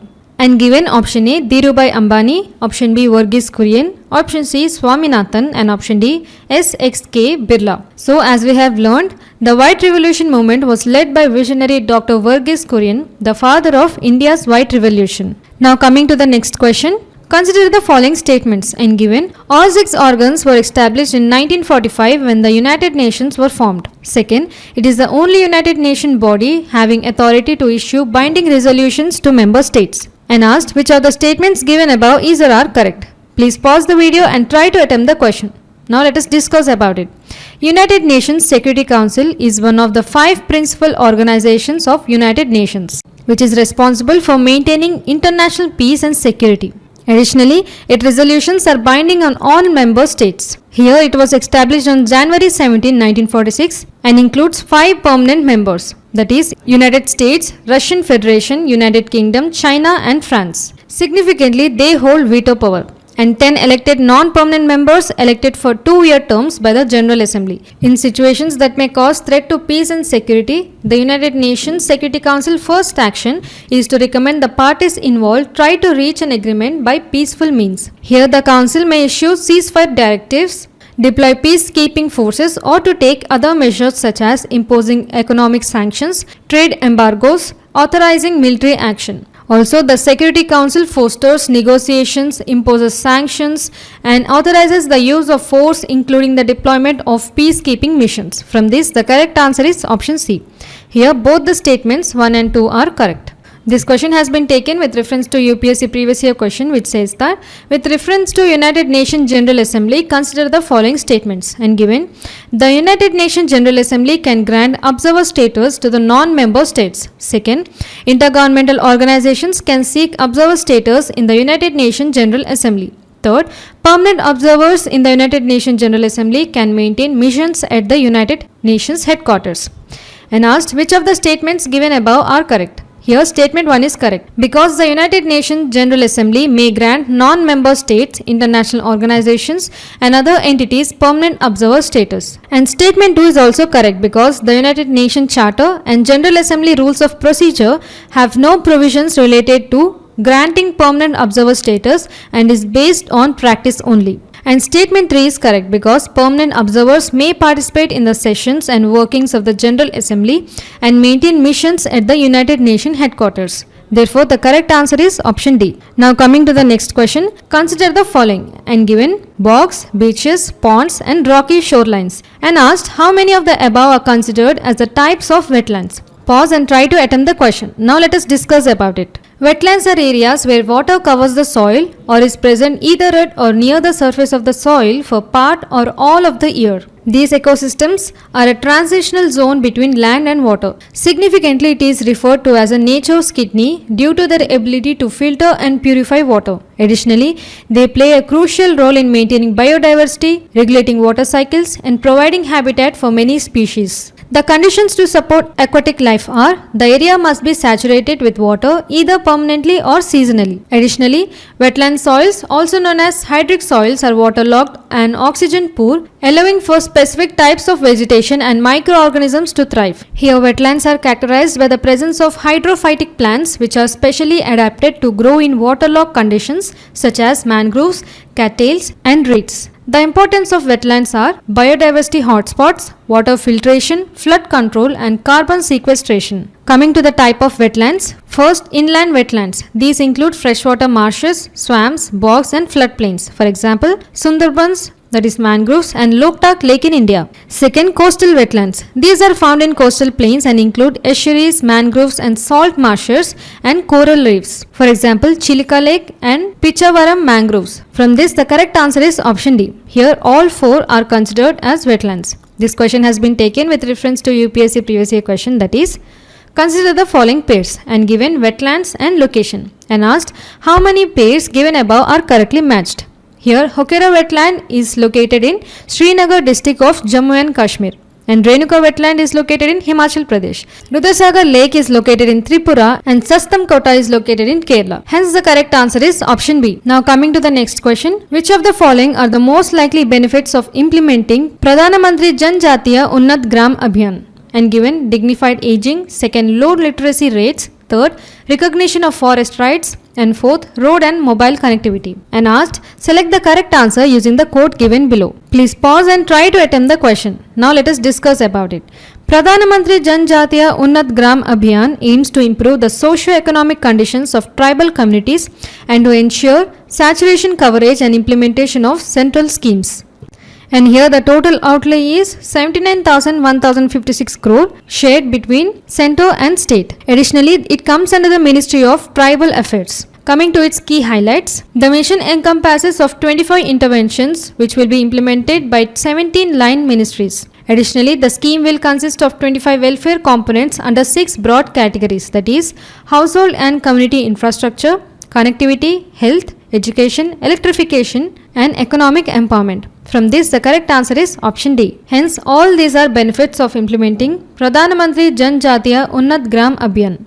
This question has been taken with reference to UPSC previous year question, which says that with reference to Pradhan Mantri Kaushal Vikas Yojana, consider the following statements and given. It is the flagship scheme of the Ministry of Labour and Employment. Second, it, among other things, will also impart training in soft skills, entrepreneurship, financial and digital literacy. Third, it aims to align the competencies of the unregulated workforce of the country to the National Skill Qualification Framework. And asked, which of the statements given above is or are correct? Here, statement 1 is incorrect because it is a flagship scheme of the Ministry of Skill and Development and Entrepreneurship, which is responsible for the coordination of all skill development efforts across the country, including Pradhana Mantri Kaushal Vikas Yojana scheme. And in statement 2, it among other things will also impart training in soft skills, entrepreneurship, financial and digital literacy. This is correct because the scheme aims to provide training to youth in various sectors and job roles including soft skills, entrepreneurship, financial literacy and digital literacy. These additional skills are important in today's competitive job market and can enhance the employability of the candidates. And in statement 3, that is, it aims to align the competencies of the unregulated workforce of the country to the National Skill Qualification Framework. This statement is correct because this scheme also aims to align the skills and competencies of the unregulated workforce in the country with National Skill Qualification Framework, and this is a competency-based framework that organizes all qualifications according to a series of levels of knowledge, skills and aptitude. Therefore, the correct answer is option C. Now coming to the next question. Consider the following statements regarding India's Venus Orbiter mission Chandrayaan-1, and given statement 1 as it is India's first attempt at aerobraking technique. Second, the mission will be launched using GSLV Mark III LVM3. Third, Chandrayaan-1 is a joint collaboration between ISRO and NASA. And asked how many of the statements given above is or are correct. Now let us discuss about it. Venus orbital mission, also known as Chandrayaan-1, is the India's first mission to Venus, which aims to study the Venusian surface, subsurface, atmospheric processes and the influence of the Sun on Venus atmosphere. It was scheduled for launch in March 2008 in LVM3 launch vehicle. Additionally, it includes 19 payloads which will be on board Venus orbital mission, of which 16 are Indian payloads and 2 are Indian and international collaborative payloads and 1 international payload. It will embark on a 112-day journey to reach the planet. Coming to its advantages, the mission is expected to create significant employment opportunities, foster skill development and drive technological advancements in India. Additionally, for the first time, India uses aerobraking technique. It is a technique used to reduce the amount of fuel required to slow down the spacecraft as it approaches the planet. Just like an airplane uses spoilers and flaps to slow down prior to landing, in the same way, the spacecraft uses planet's atmosphere on its solar panels to slow down as an alternative to using thrusters, which requires extra fuel and therefore extra weight and cost. Here in Venus orbital mission, aerobraking will be employed for over a period of 6 to 8 months from Venus orbiter injection. This aerobraking technique is used to achieve the desired low altitude with an inclination of around 90 degrees and to carry out proposed science studies for a period of 5 years. Coming to its objectives, examining dust in Venusian atmosphere, mapping its surface topography in high resolution, studying the solar X-ray spectrum near Venus, and analyzing Venusian air glow and investigating subsurface characteristics. Additionally, the mission will serve as a technology demonstration for ISRO, that is, testing aerobraking and thermal management techniques in the harsh Venusian environment. Additionally, the mission studies the underlying causes of the transformation of Venus, which is believed to have once been habitable and quite similar to Earth, and also to have formed in conditions similar to Earth. From this, the correct answer is option B. Here statement 1 is correct because it is India's first attempt at aerobraking technique.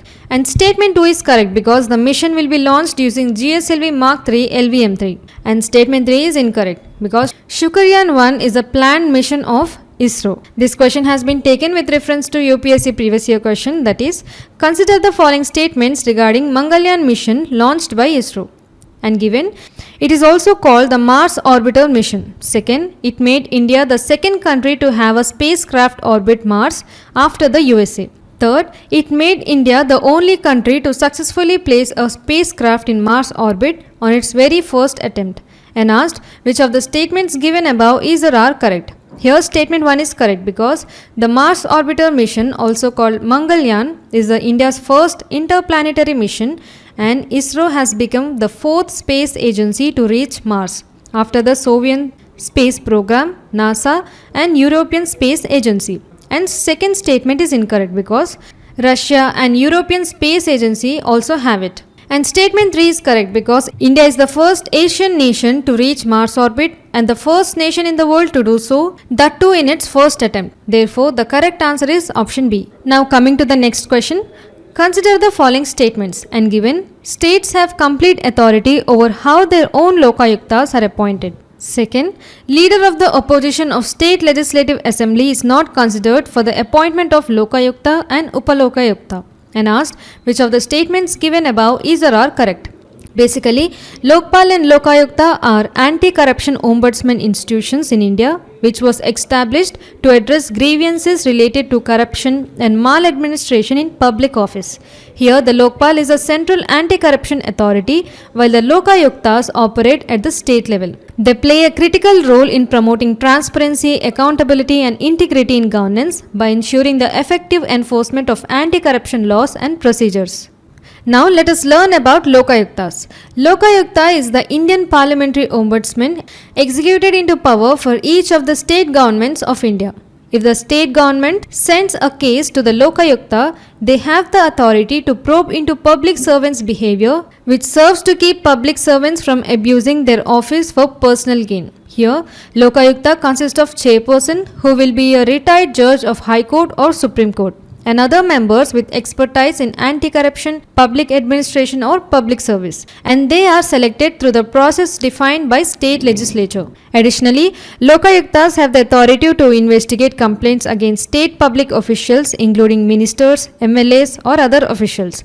They can inquire into allegations of corruption, abuse of power and maladministration. However, certain high-ranking officials like governor may be outside their jurisdiction depending on the state's specific law. Coming to its tenure, in most of the states, the term of the office fixed for Lokayukta is of 5 years duration or 65 years of age, whichever is earlier.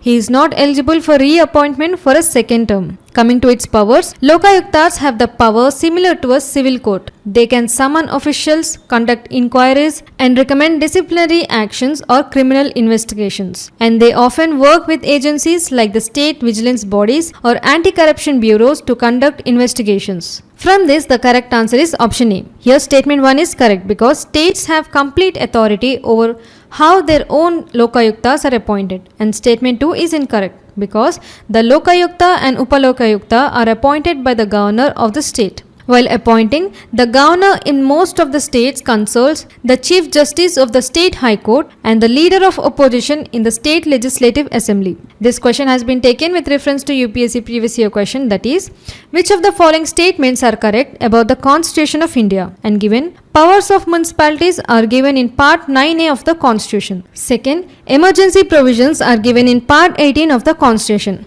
Third, provisions related to the amendment of the Constitution are given in the Part 20 of the Constitution. And asked, select the answer using the code given below. Here, statement 1 is correct because 74th Amendment Act of 1992 has introduced a new part, that is 9A in the Indian Constitution, which deals with the municipalities in Article 243P to 243ZG. Here, Article 243W in Part 9A of the Indian Constitution deals with powers, authority and responsibilities of municipalities.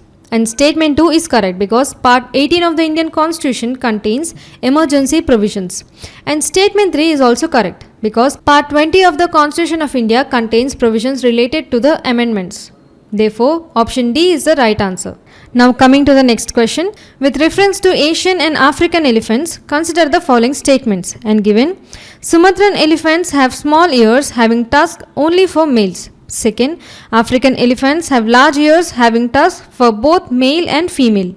And asked, which of the statements given above is or are correct? Recently, the Forest Department of Andhra Pradesh and Karnataka have signed an Memorandum of Understanding on for the deployment of Kumki elephants from Karnataka for controlling the elephants which have been going out of control in Andhra Pradesh, killing people and destroying crops. Now, what is Kumki elephant? A Kumki elephant is a trained Asian elephant used in India, which is primarily related to the wildlife management and conservation. Also, there are two types of elephants, that is, Asian elephants and African elephants. Now first let us learn about Asian elephants. They are found in 13 range countries across South and Southeast Asia. And in India, populations are fragmented into 4 regions, that is South, North, Central and Northeast. Additionally, they prefer tropical deciduous forest but can also be found in evergreen and semi-arid thorn forest. Coming to its characteristics, it is largest land mammal in Asia and has smaller ears compared to African elephants. Also, they are highly sociable, which forms group of 6 to 7 related females and led by the oldest female, that is matriarch. Further, there are 3 subspecies of Asian elephants. First, Indian elephant with largest population. Second, Sumatran elephant, which can be found in Sumatra Island in western Indonesia. Third, Sri Lankan elephant, the largest of the 3 subspecies, exclusive to Sri Lanka. Coming to the conservation status of Asian elephants, the IUCN status is endangered and protected as Appendix 1 under CITES and Schedule 1 under Wildlife Protection Act 1972. Now, let us learn about African elephants. They are found across sub-Saharan Africa in savannas, grasslands and forests. Coming to its characteristics, it is largest land animal on earth, whereas African elephants are the largest land mammal in Asia. Second, African elephants are bigger than Asian elephants, identifiable by larger ears. Additionally, African elephants are led by the oldest and largest female in the group. Coming to the conservation status, the IUCN status of African savanna elephant is endangered, and the IUCN status of African forest elephant is critically endangered. Previously, they were classified together as vulnerable, but now they are listed separately due to genetic differences. From this, the correct answer is option C. As we have learned, Sumatran elephants have smaller ears having tusks only for males. Hence, statement 1 is correct. And African elephants have larger ears having tusks for both male and female. So, statement 2 is correct. This question has been taken with reference to the UPSC previous year question, which says that with reference to Indian elephants, consider the following statements. And given, the leader of an elephant group is a female. Second, the maximum gestation period can be 22 months. Third, an elephant can normally go on calving till age of 40 years only. Fourth, among the states in India, the highest elephant population is in Kerala. And asked which of the statements given above is or are correct. Here the statement 1 says that the leader of an elephant group is a female, which is correct because in elephant herds, the leader is typically female, known as the matriarch.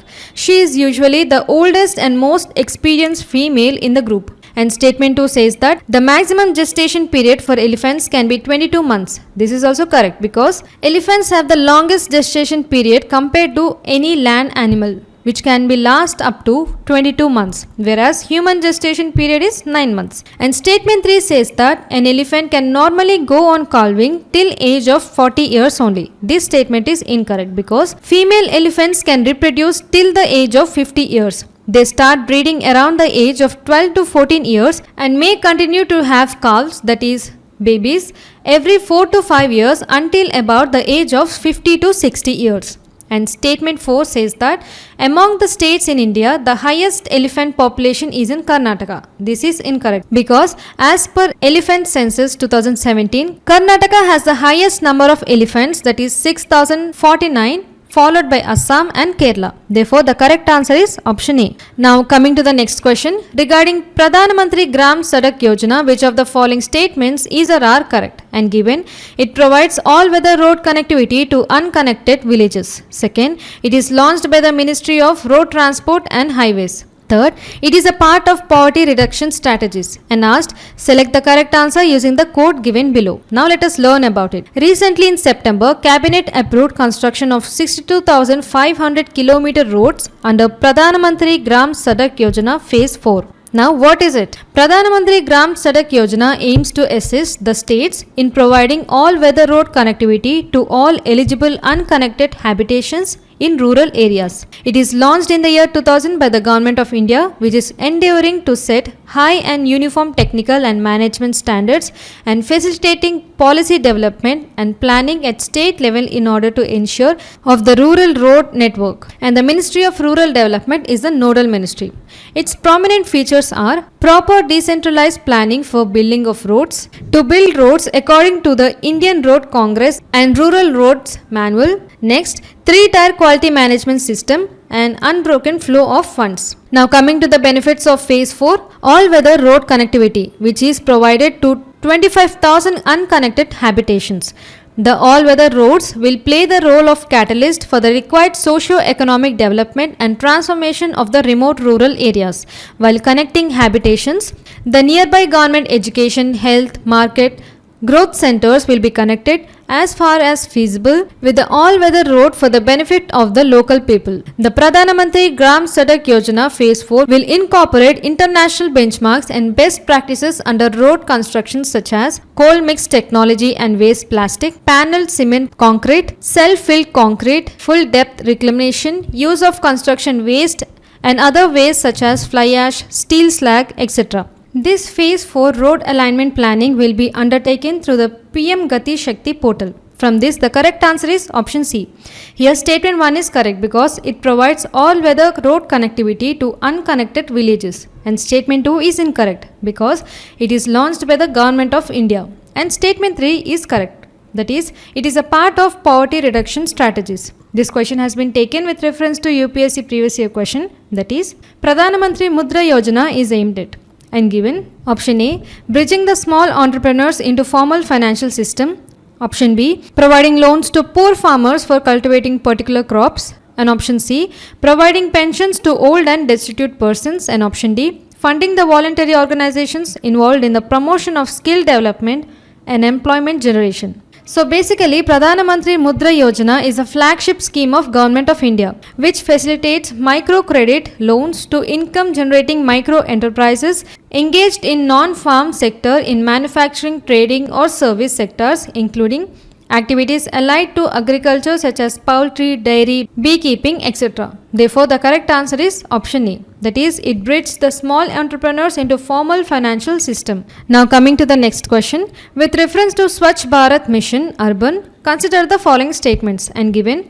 It has been restructured from the pre-existing policy of Nirmal Bharat Abhiyan. Second, it is a flagship project focusing to end open defecation. Third, India has been declared as an open defecation free country.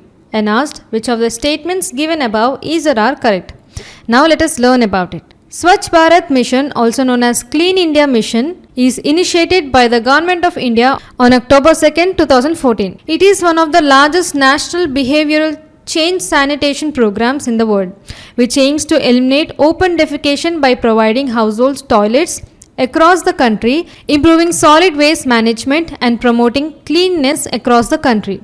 This unique program has metamorphosed into ensuring Sampurna Swachhta in the country. Coming to its objectives, to eliminate open defecation. Second, to eradicate manual scavenging. Third, solid waste management, behavioral change and raising awareness. The Swachh Bharat mission includes 4 P's, that is, political leadership, public financing, partnership and people's participation. Significantly, it has achieved dignity and security to the women and girls. And according to the Nature report, it had provided the provision of toilets under the mission, which saved the lives of 60,000 to 70,000 infants and children under the age of 5 on an annual basis. Further, the sub-missions of the Swachh Bharat Abhiyan are Swachh Bharat Mission Urban and Swachh Bharat Mission Rural. Now first let us learn about Swachh Bharat Mission Urban. It aims to address the sanitation and waste management challenges in the India's rapidly expanding urban areas. It was launched on 2nd October 2014. And additionally, it focuses on eliminating open defecation through the construction of household, community and public toilets. And it also prioritizes establishing modern solid waste management systems tailored to urban context. Coming to its key components, door-to-door waste collection, segregation at source and both composting and recycling facilities. Now let us learn briefly about Swachh Bharat Mission Rural. It aims to end open defecation across all villages by constructing individual household latrines and launched alongside with its urban counterpart on 2nd October 2014. It focuses mainly on improving sanitation and hygiene in India's rural areas. Also, it provides financial incentives to encourage their use. Additionally, it emphasizes community-led initiatives involving village-level workers and gram panchayats to ensure effective implementation and sustainability. And its key initiatives include promoting behavioral change through information, education and communication campaigns that highlight the importance of sanitation. From this, the correct answer is option D. Here statement 1 is incorrect because Swachh Bharat Mission Gramin has the restructured from the pre-existing policy of Nirmal Bharat Abhiyan, and Swachh Bharat Mission Urban has not been restructured from pre-existing policy. And statement 2 is correct because it is a flagship project focusing to end open defecation, and India has been declared as an open defecation free country. This statement is also correct. This question has been taken with reference to UPSC previous year question, that is, as per Solid Waste Management Rules 2016 in India, which of the following statements is correct? And given option A, waste generator has to segregate waste into 5 categories. Option B. The rules are applicable to notified urban local bodies, notified towns and all industrial townships only. Option C. The rules provide for exact and elaborate criteria for the identifications of the sites for landfills and waste processing facilities. And option D, it is mandatory on the part of waste generator that the waste generated in one district cannot be moved to another district. Basically, the Solid Waste Management Rules 2016 are introduced by the Ministry of Environment, Forest and Climate Change in India. These rules aim to improve the management of soil waste in the country and ensure its safe and environmentally sound disposal. From this, the correct answer is option C. That is, the rules provide for exact and elaborate criteria for the identification of sites for landfills and waste processing facilities. Now coming to the next question, consider the following pairs and given cardinal directions and Torana relating to events of Buddha's life and asked how many of the above pairs is or are correctly matched. Now let us learn about it. The Great Stupa is one of the oldest standing stone structures in India, believed to have been built over Buddha's relics. It is built in 3rd century BCE by the Emperor Ashoka, and its construction was overseen by the Ashoka's wife Devi, who hailed nearby trading town of Vidisha. Coming to the architecture style of Sanchi Stupa, first hemispherical mound, in which its dome-shaped recalls a mound of dirt that was used to cover Buddha's remains. Second, Torana, which corresponds to 4 cardinal directions. These directions in turn relate to 4 events of Buddha's life. That is, East Torana resembles birth of Buddha, South Torana resembles enlightenment of Buddha, and West Torana resembles first sermon of Buddha, and North Torana resembles nirvana or release from samsara of Buddha. Third, Pradakshina Path. It is a circular route that circles a temple's principal shrine or sanctum sanctorum. As a part of their worship, followers follow this path which circles the god in a clockwise direction. Fourth, Chatra. The Buddhist 3 Ratnas, that is Buddha, Dhamma and Sangha. Buddha is the enlightened. Dhamma resembles the doctrine and the Sangha means community. These are represented by the 3 chatra on the stupas. Fifth, Harmika. It lies above the anda that resembles a balcony. It is thought to be where God resides. From this, the correct answer is option B. That is, North Torana resembles nirvana or release from samsara of Buddha. South Torana resembles enlightenment of Buddha. And East Torana resembles birth of Buddha, and West Torana is resembled as first sermon of Buddha. This question has been taken with reference to UPSC previous year question, that is, with reference to ancient India, consider the following statements. First, the concept of stupa is Buddhist in origin. Second, stupa was generally a repository of relics. Third, stupa was a votive and commemorative structure in Buddhist tradition, and asked how many of the statements given above are correct. Here the statement 1 says that the concept of Buddha is Buddhist in origin. This is incorrect because stupas were originally used to pre-Buddhist Indian religious traditions as burial mounds or commemorative structures. And statement 2 says that stupa was generally a repository of relics. This is correct because only some stupas contain relics, but not all stupas served as repositories of relics. And statement 3 says that stupa was votive and commemorative structure in Buddhist tradition. This is correct because a stupa represents various elements simultaneously, including Buddha, the path of enlightenment, a mountain and a universe. Now coming to the next question, consider the following and given tiger, leopard, snow leopard, puma and jaguar, and asked which of the above are found in India. Recently, India became a member of International Big Cat Alliance, and other 4 countries also became the members, including Nicaragua, Eswatini and Somalia. Now what is International Big Cat Alliance? That is, it aims to be a multi-country, multi-agency coalition of 95 big cat range countries, non-range countries interested in big cat conservation, and to establish networks and develop synergies in a focused manner so as to bring to a common platforms to strengthen the conservation agenda in the field to arrest decline in the big cat population and reverse the trend. It was launched by the Prime Minister of India on 9th April 2023 during the event of commemorating 50 years of Project Tiger, and its headquarters lies in India. Additionally, the global conservation of 7 big cats include tiger, leopard, lion, snow leopard, cheetah, jaguar and puma. Here, tiger, lion, leopard, snow leopard and cheetah are found in India. However, puma and jaguar are not found in India. Coming to its objective, to foster international cooperation of conservation of 7 big cat species. Second, to enhance knowledge exchange on big cat threats and solutions, and to build capacity of range countries for effective big cat management, and also to raise global awareness and promote outreach activities about the importance of 7 big cat conservation. Lastly, to mobilize resources and explore synergy with international bodies associated with the conservation. From this, the right answer is option A. That is, tiger, leopard, snow leopard are found in India. This question has been taken with reference to UPSC previous year question, which says, consider the following and given black-necked crane, cheetah, flying squirrel, snow leopard, and asked which of the above are naturally found in India. Here, black-necked crane is commonly found in Tibetan and Trans-Himalayan region, and in winters they migrate to less colder regions of Indian Himalayas. And cheetah is not naturally found in India. Flying squirrels are found in many Indian forests, and snow leopard is an endangered species found in Himalayan ranges. Therefore, the correct answer is option B.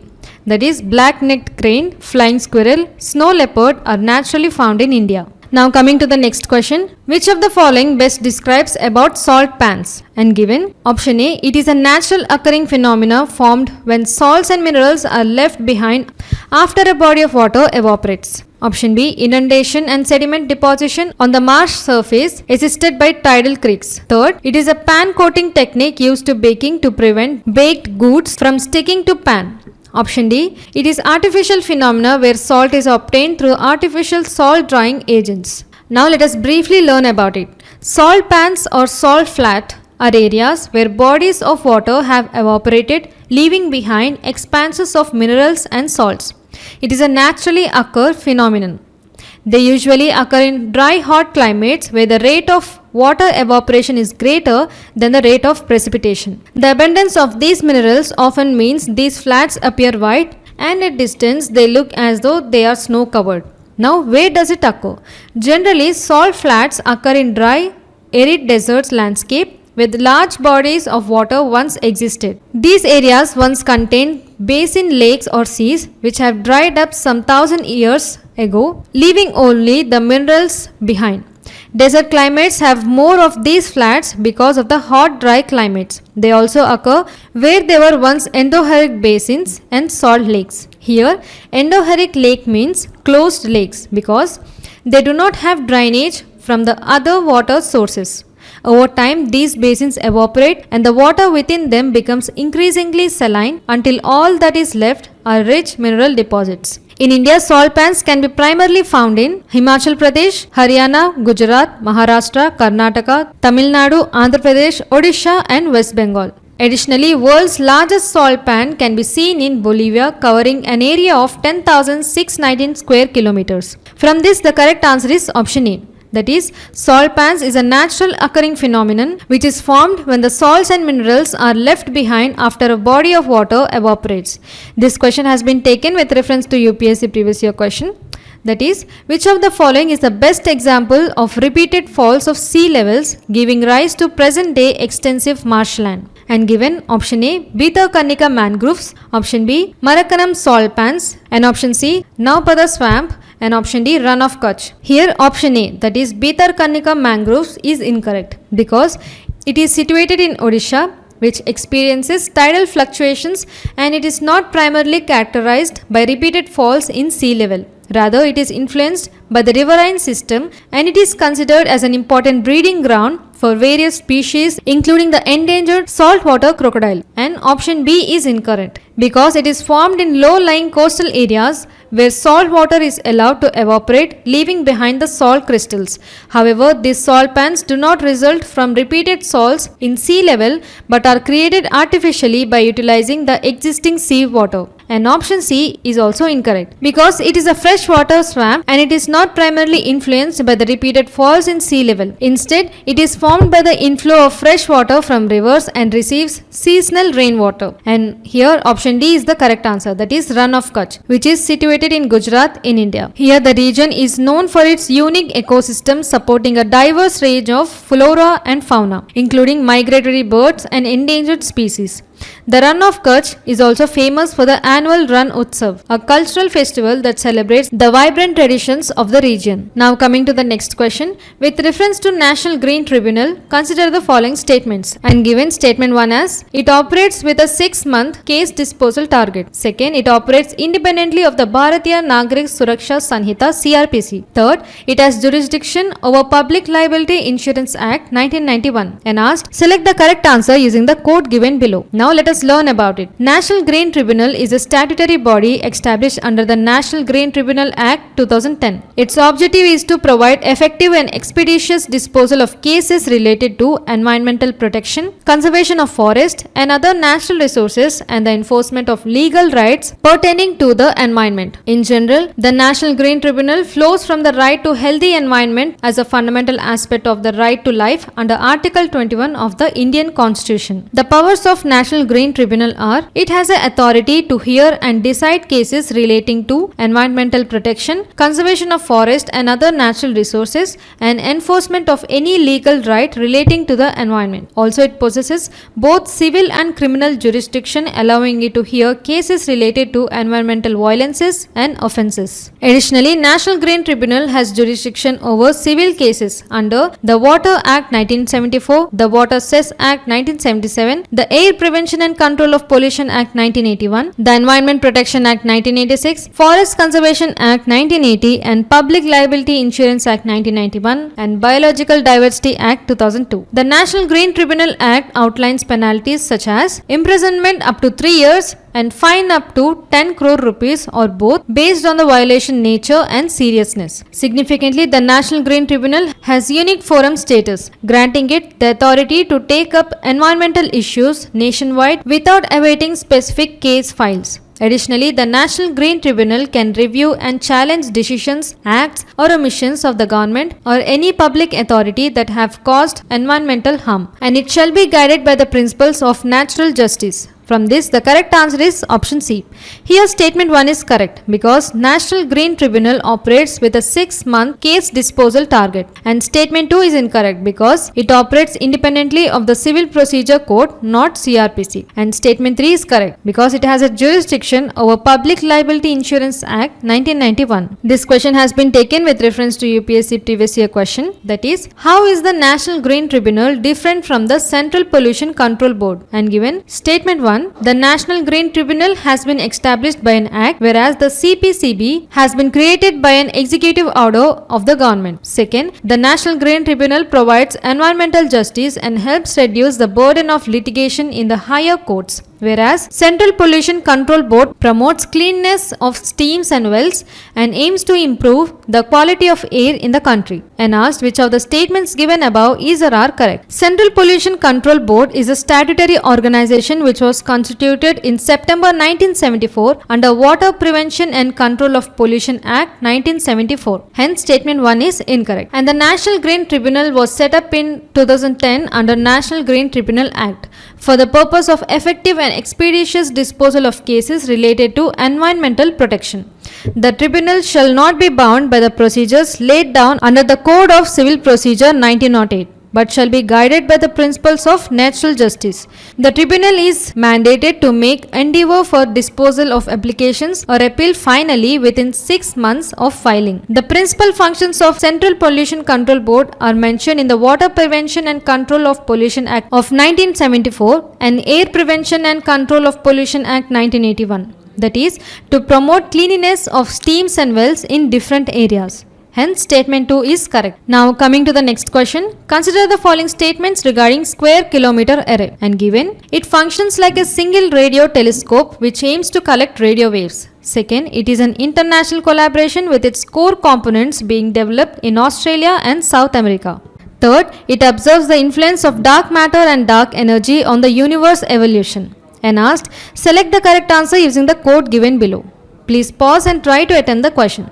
Now, Square Kilometre Array is a very large radio telescope under development of South Africa and Australia. To understand this, let us break the words, that is square kilometre and array. Basically, the name Square Kilometre Array comes from the original intention to create 1 square kilometre of effective area for collecting radio waves. An array is a group of antennas as we see in this picture, that are arranged in a certain way to work together as a telescope. This was meant to be achieved by installing thousands of smaller antennas in a specific array design that would make them function like a single radio telescope. It is scheduled to be completed in 2024. Here, scientists will use Square Kilometre Array to explore the universe. It will help them find out more about evolution of galaxies and the earliest stars and black holes. Additionally, India will be providing Rs 1,250 crore to the multinational Square Kilometre Array project. Also, it was founded in 2019, which has 16 consortium members, that is Australia, South Africa, Canada, China, India, Japan, South Korea, UK, Spain, Portugal, Switzerland, France, Germany, Netherlands,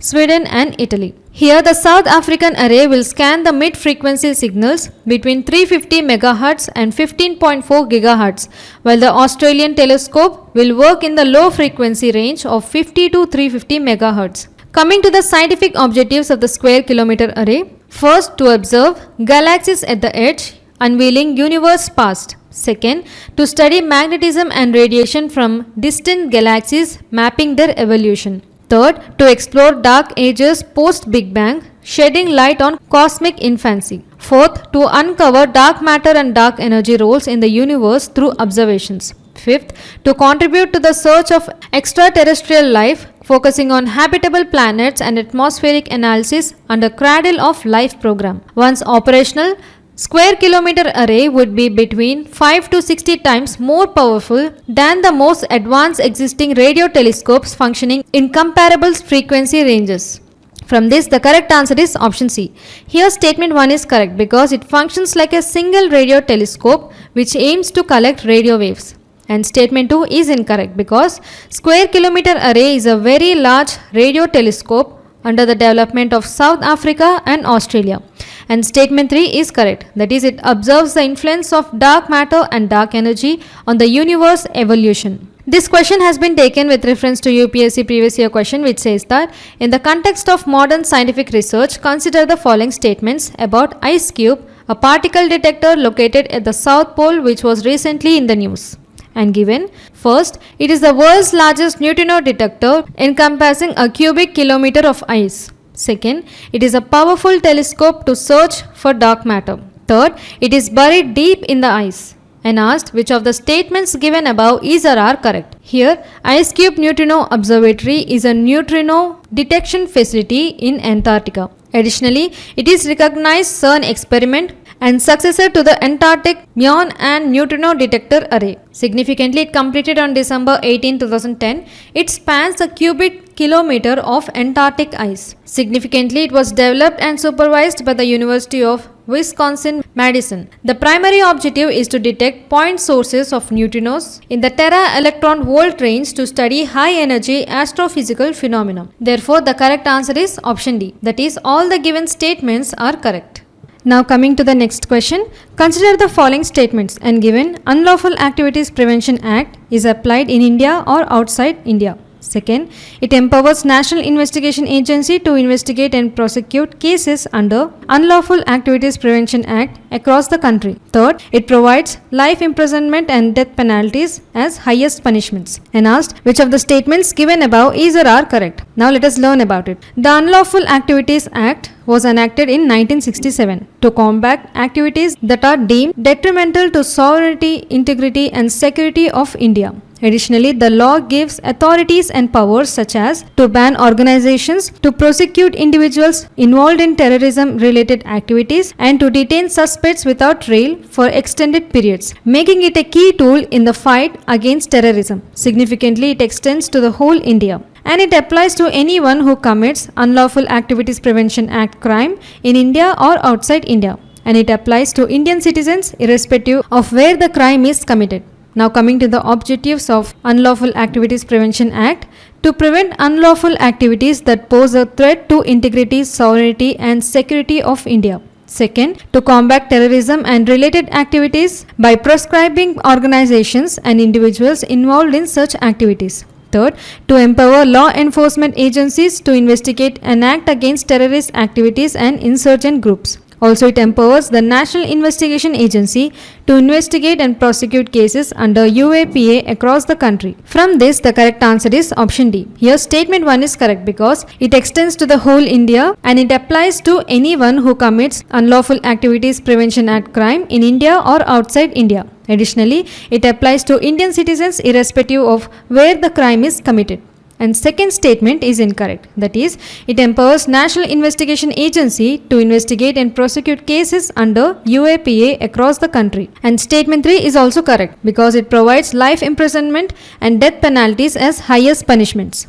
This question has been taken with reference to UPSC previous year question, which says that by which of the following acts was the Governor General of Bengal designated as the Governor General of India? And given the Regulating Act, the Pitt's India Act, the Charter Act of 1793 and Charter Act of 1833. The Charter Act of 1833 addressed the internal challenges in India and the political situation in England. It renamed the position of the Governor General of Bengal as the Governor General of India and vested him all civil and military powers. Lord William Bentinck became the first Governor General of India. Therefore, the correct answer is option D.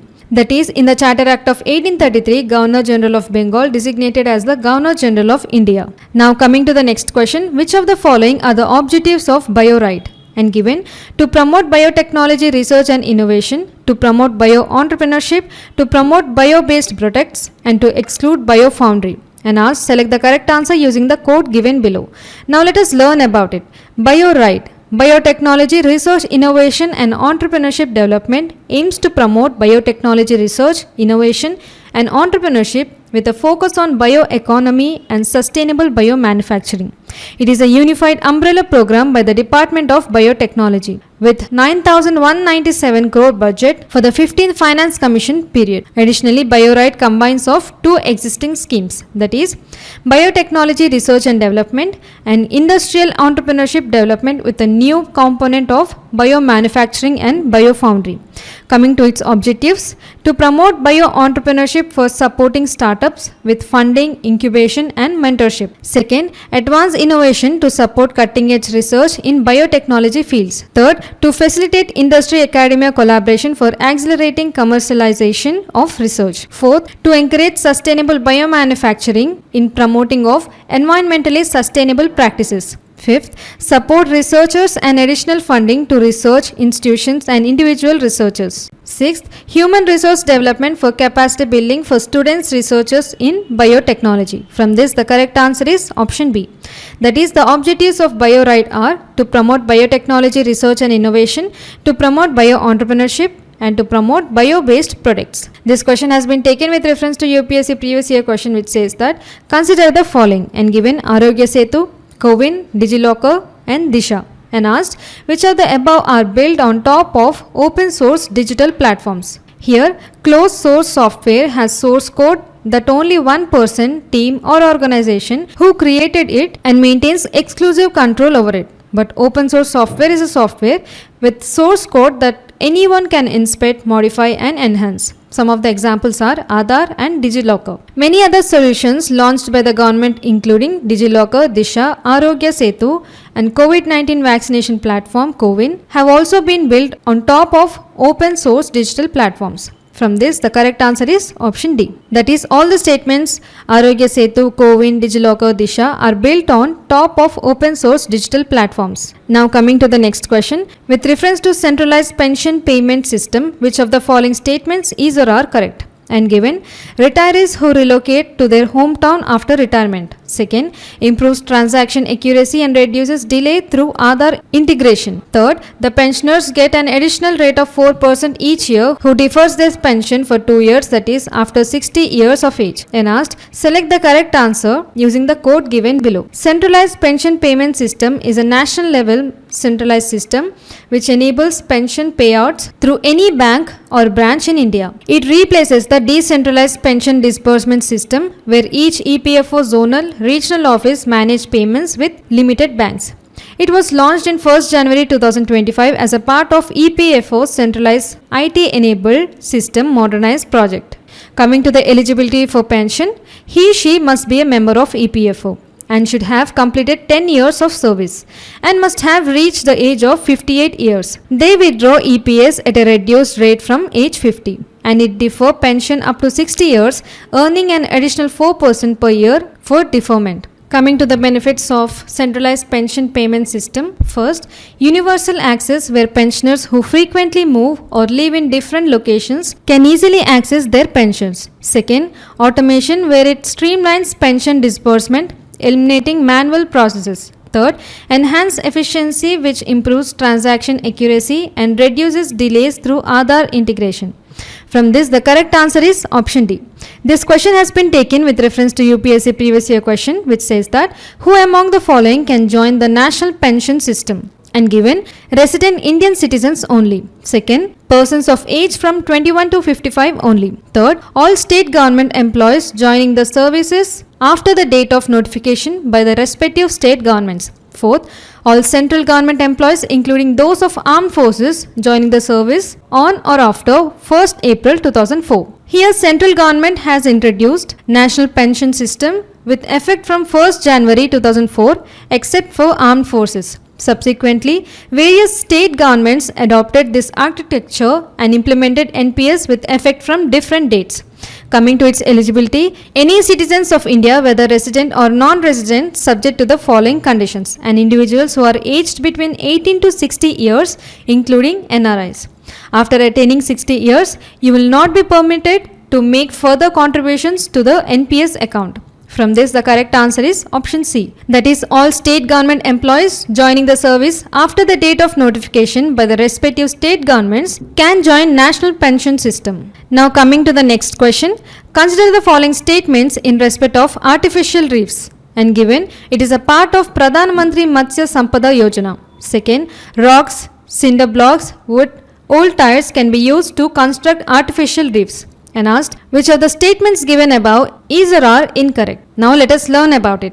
Artificial reefs are human-made structures that are intentionally placed on the seafloor or submerged in bodies of water to enhance marine habitats and ecosystems. And these structures are designed to mimic natural reefs and provide shelter, food sources, and breeding grounds for various marine organisms. Additionally, artificial reefs are typically constructed using a variety of materials such as concrete, steel, old ships, sunken objects, or even purpose-built reef modules. Coming to its advantages, it is similar to natural reefs. That is, artificial reefs used for aggregating fish and provide a home for fish to live and grow.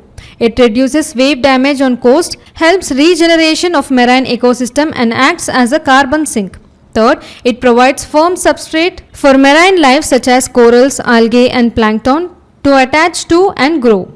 They provide favorable conditions for sea ranching and serve as a spawning and nursery grounds for fish. And it also enhances recreational fisheries, snorkeling, ecotourism, creating suitable areas for diving and reducing conflicts. Artificial reef structures restrict bottom trawling in the near shore areas, thus helping the marine environment to regenerate and small-scale fishers get higher catch. Also, one artificial reef of 300 meter cube is expected to support 25 to 30 non-mechanized boats. Now, the risks associated with artificial reefs are non-native species introduction, in which artificial reefs may inadvertently facilitate the introduction of non-native species which can disrupt local ecosystem and outcompete native species. Second, pollution and contamination. Here, improperly selected materials can introduce pollutants and toxins into the marine environment, harming marine life and water quality. Third, navigation hazards. Poorly marked or positioned artificial reefs can pose navigational hazards to boats and ships, leading to accidents and damage to vessels. Fourth, coral damage. If it is not carefully constructed and maintained, They can cause physical damage to existing coral reefs or lead to sedimentation that harms coral health. Fifth, long-term maintenance. Artificial reefs require regular monitoring and maintenance to ensure their stability and effectiveness. Neglecting proper upkeep can lead to reef deterioration and environmental hazards. Sixth, economic cost. The creation and management of artificial reefs can be expensive. If not adequately planned or maintained, they may not provide the desired economic benefits. From this, the correct answer is option D. That is, artificial reefs is a part of Pradhan Mantri Matsya Sampada Yojana, and rocks, cinder blocks, wood and wool tires can be used to construct artificial reefs. This question has been taken with reference to UPSC previous year question, which says that consider the following statements and given most of the world's coral reefs are in tropical waters. Second, more than 1/3 of the world's coral reefs are located in the territories of Australia, Indonesia and Philippines. Third, coral reefs host far more number of animal phyla than those hosted by the tropical rainforest. And asked which of the statements given above is or are correct. From this, the correct answer is option D. That is, all the given statements are correct. Here, coral reefs are primarily found in tropical zone between 30 degrees north and 30 degrees south latitude, which is where most of the world's coral reefs are located. So, statement 1 is correct. And coral reefs require specific conditions for growth, such as a preferred temperature range of 22 degrees to 30 degrees Celsius, a water depth of no more than 200 meters, and a salinity of 27 to 40%. They are commonly found in the Pacific and Indian Oceans due to warm, shallow and clean water in those regions. So statement 2 is also correct. And here in statement 3, more than 1/3 of the world's coral reefs are situated in Australia, Indonesia and the Philippines. Scientists estimate that the reef habitats support over 25,000 known species from 32 of the 33 animal phyla, which is 4 times the number of phyla found in tropical rainforests. So statement 3 is also correct. Now coming to the next question, with reference to goods and service tax, which of the following statements is or are correct? And given Article 279A of Constitution empowers President to constitute a GST Council. Second, Union Finance Minister acts as a chairperson for GST Council. Third, each state should elect a minister in charge as a member. And ask select the correct answer using the code given below. Now let us learn about it.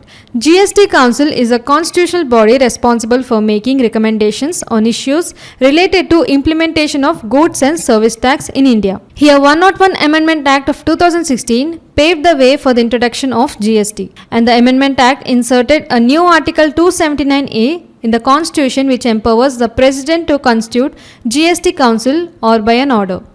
Now coming to its members, the Union Finance Minister, the Union Minister of State in charge of Revenue or Finance, the Minister in charge of Finance or Taxation, or any other minister nominated by each state government, and any person nominated by the governor of the state where there is a proclamation of emergency under Article 356 of the Constitution of India. Additionally, GST Council is required to make recommendations to centre and states on the following matters, that is, the taxes, cesses and surcharges levied by the centre, state and the local bodies would get subsumed into GST. Second, the goods and services that may be subjected to or exempted from GST. Now the threshold limit of turnover below which goods and services may be exempted from GST are any special rate or rates for a specified period to raise additional resources during any natural calamity or disaster. Second, recommending the date on which GST may be levied on the petroleum, crude, high-speed diesel, motor spirit, natural gas and aviation turbine fuel. From this, the correct answer is option A. Here statement 1 and 2 are correct. That is, Article 279A of Indian Constitution empowers President to constitute a GST Council and Union Finance Minister acts as a chairperson for GST Council. And statement 3 is incorrect because the Minister in charge of Finance or Taxation or any other minister shall be nominated by each state government. This question has been taken with reference to UPSC previous year question, which says that consider the following items and given cereal grains hulled, second chicken eggs cooked, third fish processed and canned, fourth newspapers containing advertising material, and asked which of the above items is or are exempted under GST. Now the items exempted under GST are unpacked food grains, gur, milk, eggs, curd, lassi, unpacked paneer, fresh vegetables, prasadams, common salt, health services, educational services, unbranded natural honey, unbranded atta and maida, raw jute, unbranded besan, raw silk and contraceptives. Here, newspapers containing advertising material is not exempted under GST. From this, the correct answer is option C. Now coming to the next question, consider the following statements regarding India's semiconductor mission. And given, India imports most of its semiconductor chips from Taiwan. Second, India announced its first semiconductor fabrication plant in Gujarat in partnership with Micron Technology. Third, the India Semiconductor Mission is an initiative under Ministry of Science and Technology. And asked, which of the above statements is or are correct? Now let us learn about it. Semiconductors are materials with electrical conductivity between conductors and insulators. Conductors are metals and insulators are non-metals. They have a band gap that lies between the valence and conduction bands, allowing them to conduct electricity under certain conditions. For example, silicon, germanium, gallium arsenide, silico carbide. Additionally, Taiwan is the largest global supplier of semiconductor chips, with Taiwan Semiconductor Manufacturing Company leading the industry, and India heavily depends on Taiwan for its semiconductor imports. In 2023, India announced its first semiconductor assembly, testing, marking and packaging plant in Gujarat, with Micron Technology investing in it. Now let us also learn about India's semiconductor mission. It was launched by the Ministry of Electronics and Information Technology to develop a self-reliant semiconductor ecosystem and reduce import dependence. Now coming to its key focus areas, first, semiconductor fabrication units. Second, assembly, testing, marking and packaging facilities. Third, chip design and R&D. Fourth, compound semiconductors. From this, the correct answer is option A. Here statement 1 is correct because India imports most of its semiconductor chips from Taiwan. And statement 2 is also correct because India announced its first semiconductor fabrication plant in Gujarat in partnership with Micron Technology. And here statement 3 is incorrect because the India Semiconductor Mission is an initiative under Ministry of Electronics and Information Technology. This question has been taken with reference to UPSC previous year question, which says that which of the following laser types is used in a laser printer? Dye laser, option B gas laser, option C semiconductor laser, and option D excimer laser. Basically, semiconductor lasers are the type of lasers that are commonly used in laser printers. These lasers are also known as diode lasers or injection lasers. They are a key component in laser printing technology as they provide the light source necessary for the printing process. And semiconductor laser work by using semiconductor material, typically a compound of gallium, arsenic and other elements. When an electric current is passed to the semiconductor material, it energizes the electrons and creates a population inversion where more electrons are in the excited state than in the ground state. So the correct answer is option C. Now coming to the next question, consider the following and given: fertilizer production and agriculture, food and beverage industry, car batteries, water treatment and purification, and soap production. And asked how many of the above is or are applications of phosphoric acid. Now let us learn about this. It is a non-combustible, colorless, odorless and hygroscopic crystal, and it is soluble in water. It is not directly found in nature but can be obtained from phosphate rock deposits. Coming to its uses, it is used in the manufacture of superphosphate fertilizers, livestock feeds, etc. Also used in lithium ion phosphate batteries. It is also used as soil stabilizer in the manufacture of fire control agents, electric lights, cotton dyeing and tile cleaning. Additionally, it is used as antioxidant in food, as a flavor additive for sharp taste in food and soft drinks. Coming to its impacts, it can severely affect human health through the inhalation of mist, ingestion and contact with skin and eyes. Here, eye contact can cause redness, pain, tearing, eyelid spasms, blurred vision and permanent damage. Also, it can attack the mucous membranes of the mouth, throat and esophagus, which leads to immediate pain and difficulty in swallowing. Coming to its symptoms, a sore arid taste, cough, difficulty in breathing and conjunctivitis. Also severe gastrointestinal irritation, nausea, vomiting, bloody diarrhea and severe abdominal pains. Also it can even lead to death through choking. Significantly, India is the world's largest importer of phosphorus. From this, the correct answer is option C. That is fertilizer production and agriculture, food and beverage industry, car batteries, water treatment and purification are applications of phosphoric acid. This question has been taken with reference to UPSC previous year question, that is, in India, the use of carbofuran, methylparathione, phorate, triazophos is viewed with apprehension. These chemicals are used as, and given option A, pesticides in agriculture, option B, preservatives in processed foods, option C, food ripening agents, and option D, moisturizing agents in cosmetics. Basically, in 2019, in order to promote organic farming in the state of Kerala, the State Agriculture Department had ordered a ban on the use of various toxic pesticides in agriculture. Therefore, the correct answer is option A. Now coming to the next question. Which of the following Harappan sites is known for its unique stone built architecture? And given Harappa, Mohenjo-daro, Dholavira and Rakhigarhi. Now let us learn about it. Indus Valley civilization, also known as Harappan civilization, is the first urban civilization in South Asia. The Harappan civilization can be divided into early phase, mature phase and later phase, that is when it is decayed and collapsed.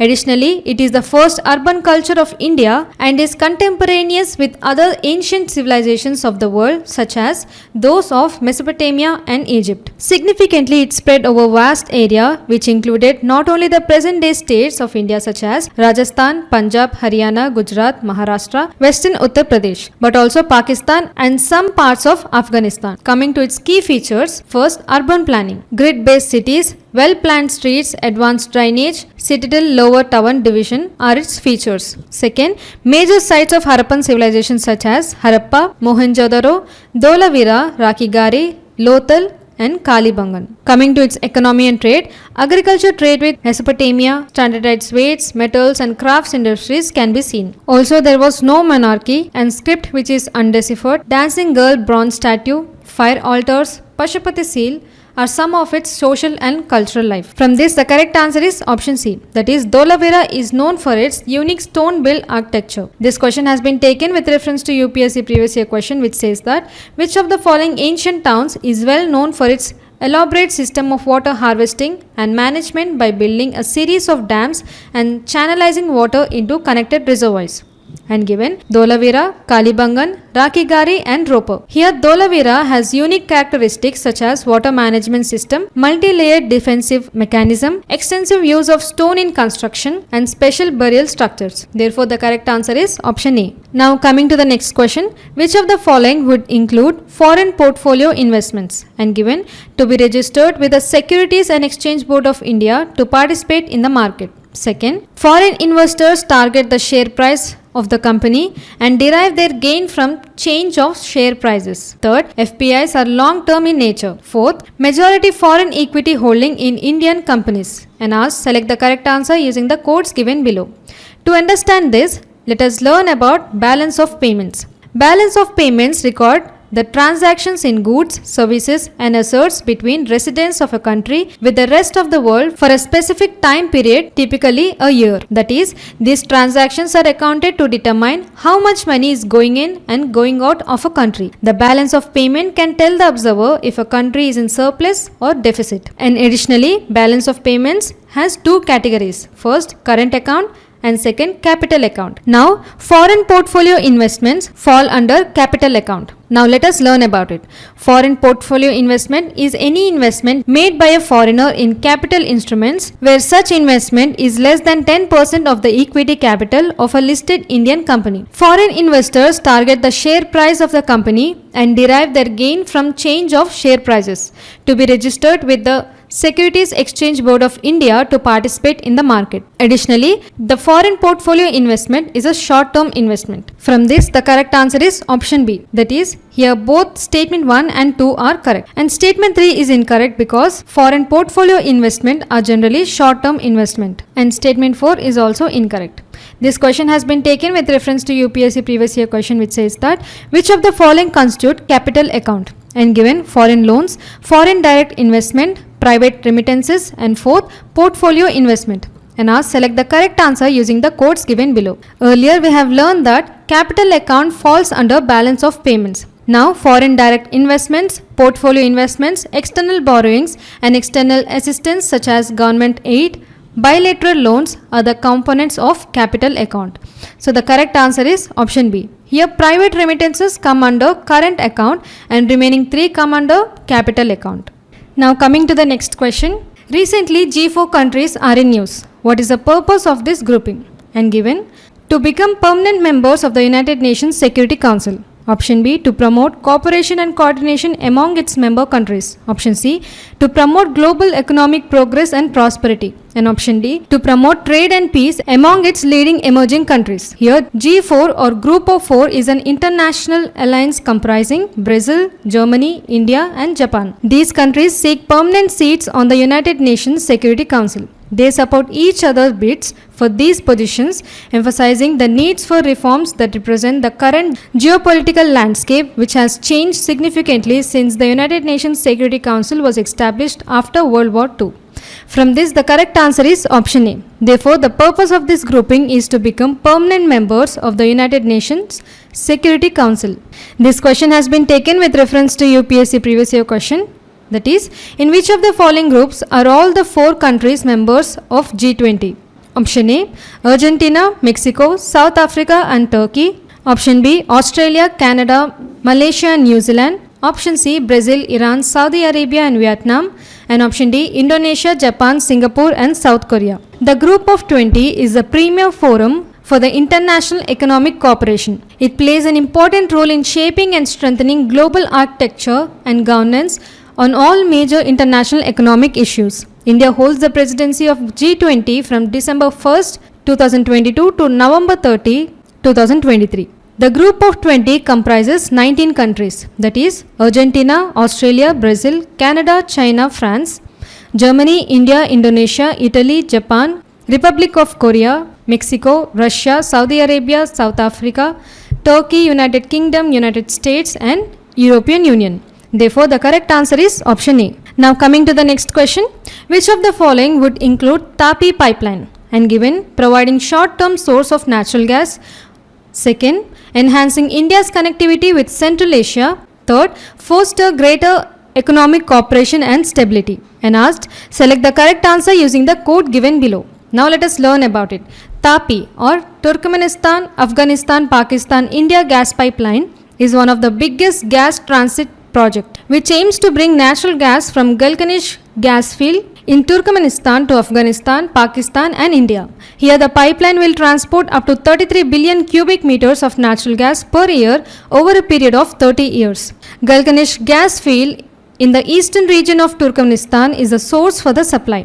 So the correct answer is option B. That is, TAPI pipeline includes enhancing India's connectivity with Central Asia and foster greater economic cooperation and stability. This question has been taken with reference to UPSC previous year question, that is, with reference to India's projects on connectivity, consider the following statements. And given, East-West corridor under Golden Quadrilateral project connects Dibrugarh and Surat. Second, trilateral highway connects Moreh in Manipur and Chiang Mai in Thailand via Myanmar. Third, Bangladesh-China-India-Myanmar economic corridor connects Varanasi in Uttar Pradesh with Kunming in China. And asked, how many of the above statements are correct? Here, East-West Corridor is a major highway project in India, part of the Golden Quadrilateral, and it connects 4 major metropolitan cities, that is Delhi, Mumbai, Chennai and Kolkata. Hence, statement 1 is incorrect. And second statement, that is, Trilateral Highway is a significant regional connectivity project that aims to establish a road link between India, Myanmar and Thailand. It connects Moreh in India and Mae Sot in Thailand via Myanmar, but it does not extend up to Chiang Mai in Thailand. Hence, statement 2 is also incorrect. Therefore, the correct answer is option D. Coming to the next question, consider the following pairs and given sacred groves and location. And asked, which of the pairs given above are correctly matched? Recently, a group of researchers from Doramark, a few kilometers away from Goa-Maharashtra border, have discovered a sacred grove, a Myristica swamp forest in Kumbrul, which is protected by the local community. Now, what is Myristica swamps? Myristica swamps are unique freshwater swamp ecosystem which are endemic to Western Ghats, but are now restricted to only small patches which are found in South Kerala, Northern Karnataka, Goa and single swamp in Maharashtra. Primarily, they are found in low-lying evergreen forest areas that remain waterlogged throughout the year due to recurring floods.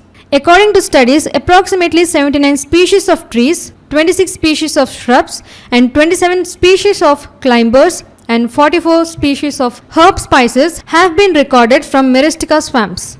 Additionally, it is characterized by trees with large protruding roots jutting out of waterlogged soil which remains inundated throughout the year. Presence of an intricate network of unusual root systems which are seen next to the rivers and help in retaining water and act as a sponge, ensuring perennial water availability. The annual rainfall required is 3000 mm or above. Coming to the threats which are faced by myristica swamps are habitat destruction, developmental activities, climate change and conversion of land for hydel projects, paddy fields or horticulture gardens, eucalyptus, teak and areca nut plantations. Now coming to its conservation, it should be designated as community conservation areas and its ecological restoration of degraded swamps and their biodiverse elements. From this, the correct answer is option C. Here only Kejarli is incorrectly matched, that is it is located in Rajasthan, and remaining three are correctly matched. That is, myristica swamp are located close to Goa-Maharashtra border and Law Kyantang in Meghalaya and Jahaira in Odisha.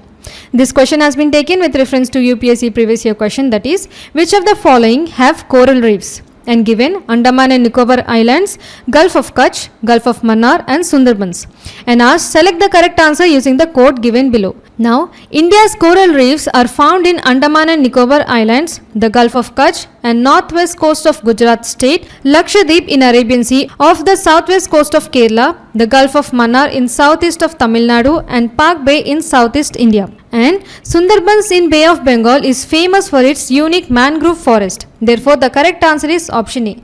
That is, Andaman and Nicobar Islands, Gulf of Kutch and Gulf of Mannar are coral reefs and Sundarbans are mangroves. Now coming to the next question, consider the following statements regarding T+O settlement in stock markets. And given first statement as, it gives greater control over funds and securities to the investor. Second, it is published by the Securities and Exchange Board of India. Third, it will eliminate the risk of any kind of settlement shortage. And asked, select the correct answer from the code given below. Now let us learn about it. The T in settlement cycles within financial markets refers to the day on which transaction or trade takes place. Here T represents transaction date and the settlement cycle denoted as T plus N, which specifies the number of days after the transaction day by which the settlement or completion of trade occurs. Now what is T plus O settlement? It means that the fund and securities for a transaction will be settled on that day the trade was entered and it will be offered as an alternative alongside T+1 settlement. Coming to its advantages, instant receipt of funds and securities to the investor. Second, it will eliminate the risk of any kind of settlement shortage and give greater control over funds and securities to the investor.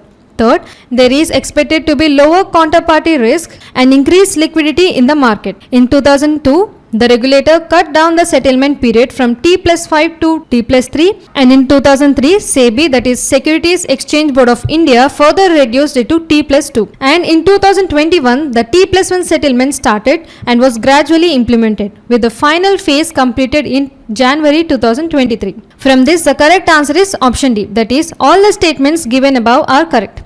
This question has been taken with reference to UPSC previous year question, that is, with reference to India, consider the following: nationalization of banks, second, formation of regional rural banks, and third, adoption of village by bank branches. And asked, which of the above can be considered as steps taken to achieve the financial inclusion in India? Here, financial inclusion is the delivery of financial services at affordable cost to vast sections of disadvantaged and low income groups. The unrestrained access to public goods and services is the sine qua non for an open and efficient society. Also, banking services are inherently beneficial to the public. The primary goal of the government is that banking and payment services should be accessible to the entire community without discrimination.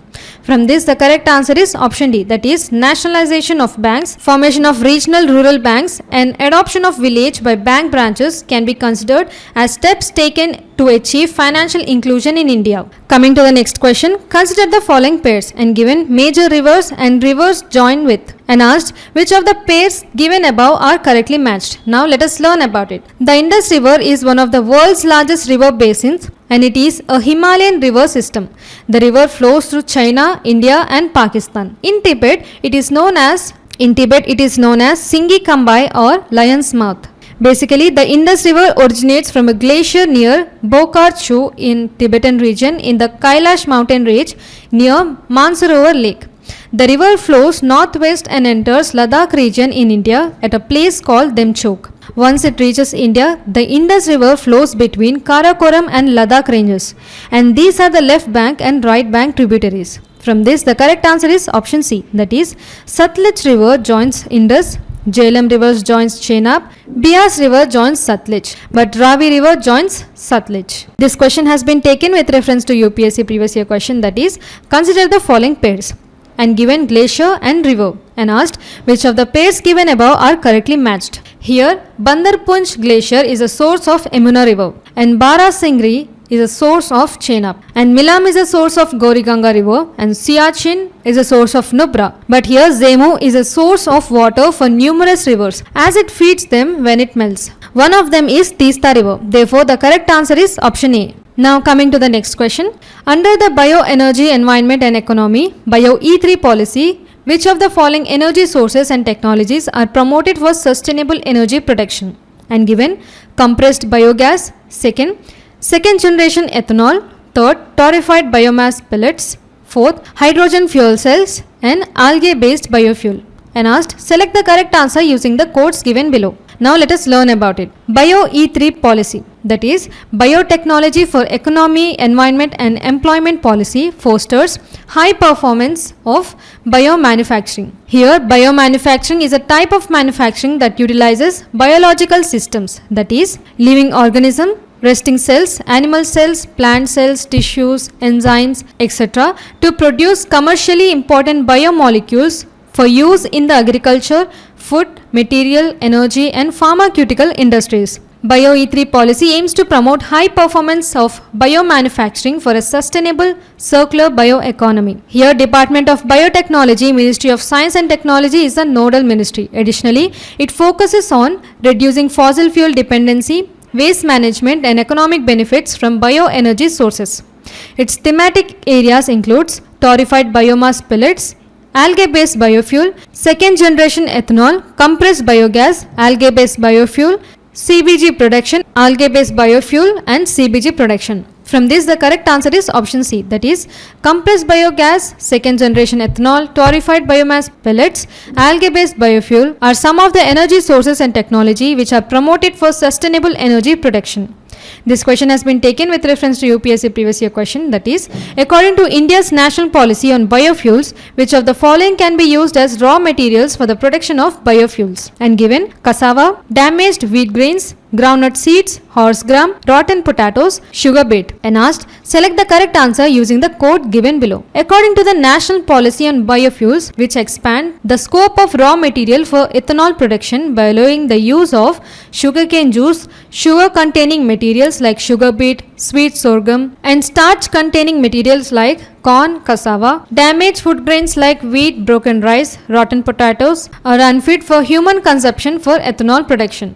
Therefore, the correct answer is option A, that is cassava, damaged wheat grains, rotten potatoes, sugar beet can be used as raw materials for the production of biofuels. Now coming to the next question, which of the following is the best description of INS Arigat that was in news recently? And given amphibious warfare ship, second nuclear powered ballistic missile submarine, third torpedo launch and recovery vessel, fourth nuclear powered aircraft carrier. Try to attempt this question. Now let us learn about it. It is a type of nuclear powered ballistic missile submarine which comes under class 2 Arihant class, which is second submarine in the series. Significantly, it strengthens India's nuclear trade, that is, it has a capability to launch nuclear weapons from land, air and sea. Additionally, it is built by the Shipbuilding Center, Visakhapatnam under Advanced Technology Vessel Project.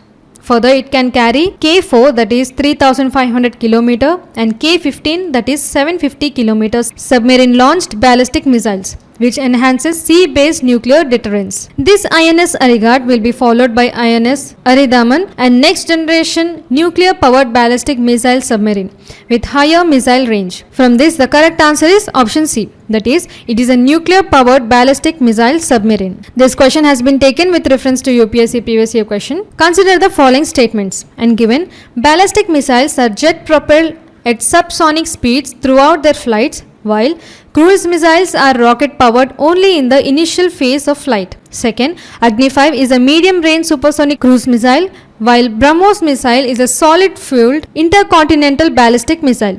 And asked which of the statements given above is or are correct. Here, ballistic missiles are unguided rockets that launch on a high parabolic trajectory, climbing into space before rapidly descending into their target. And their range is typically longer with speed of subsonic or supersonic, that is slower. Examples of ballistic missiles are BrahMos, Nirbhay. Coming to cruise missile, they are self-propelled guided weapons that can be launched from a variety of platforms such as airplanes, ships, and land launchers. Their range varies but often longer range, and the speed is supersonic to hypersonic, which is much faster.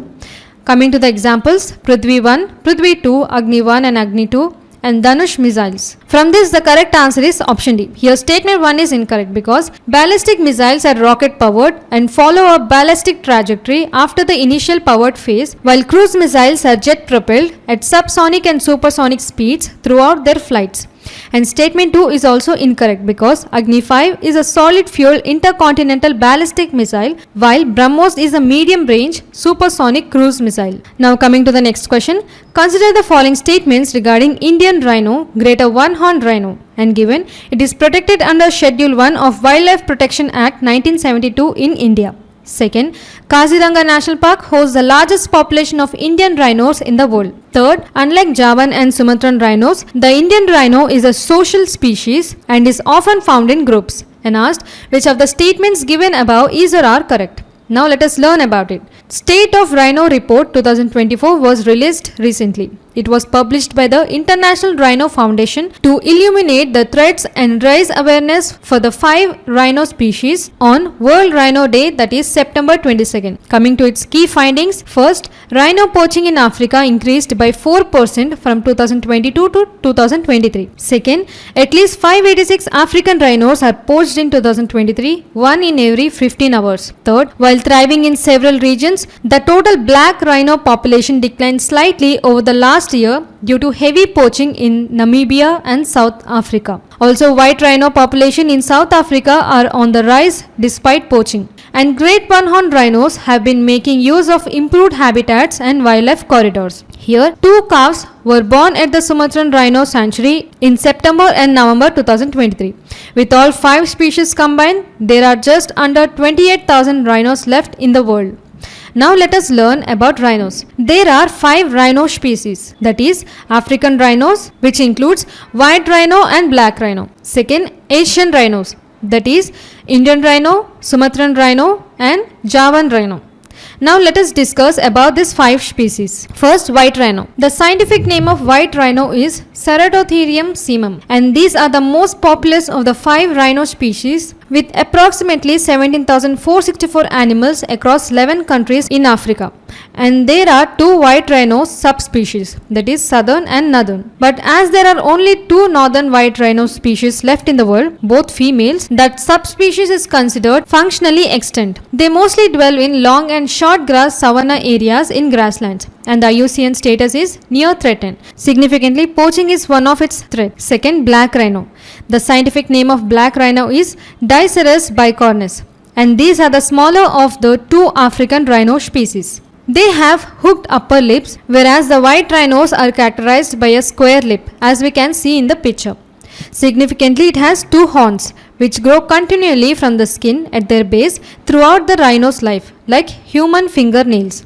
The front horn is longer than the rear horn, averaging around 19 inches long. And they mostly dwell in semi-arid savanna, woodlands, forest and wetlands. Coming to its IUCN status, it is critically endangered. Third, great one-horned rhino, also known as Indian rhinoceros. The scientific name of Indian rhino and great one-horned rhino is Rhinoceros unicornis. It is the largest of the rhino species, which live in areas with very fertile soil. It dwells in tropical and subtropical grasslands, savannas and shrublands. And it is found primarily in India, Nepal, though there is a population that occasionally crosses into Bhutan. Coming to its IUCN status, it is vulnerable, and habitat harassment, encroachment, habitat destruction, animal-human conflict are its threats. Fourth, Javan rhino. The scientific name of Javan rhino is Rhinoceros sondicus. They are the most threatened of the 5 rhino species, which is located only in Java, that is in Indonesia. This species has a dusky grey color and has a single horn of up to about 10 inches, and its skin has a number of loose folds giving the appearance of armor plating. The Javan rhino is very similar in appearance to the closely related great one-horned rhinoceros, but has a much smaller head and less apparent skin folds, and it is mostly dwell in tropical forest. Now coming to its IUCN status, it is critically endangered.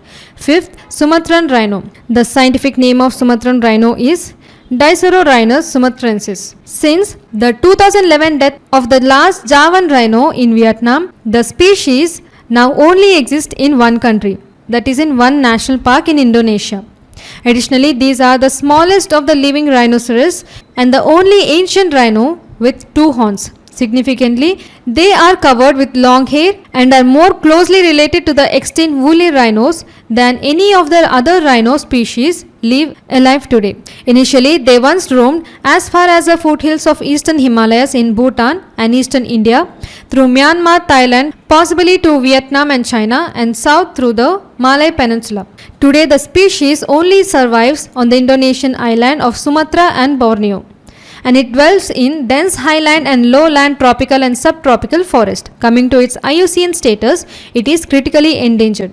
I have provided this slide for you specially, so please take screenshot of it if you need it. From this, the correct answer is option D. Here statement 1 is correct because Great One-Horned Rhino is protected under Schedule 1 of Wildlife Protection Act 1972 in India.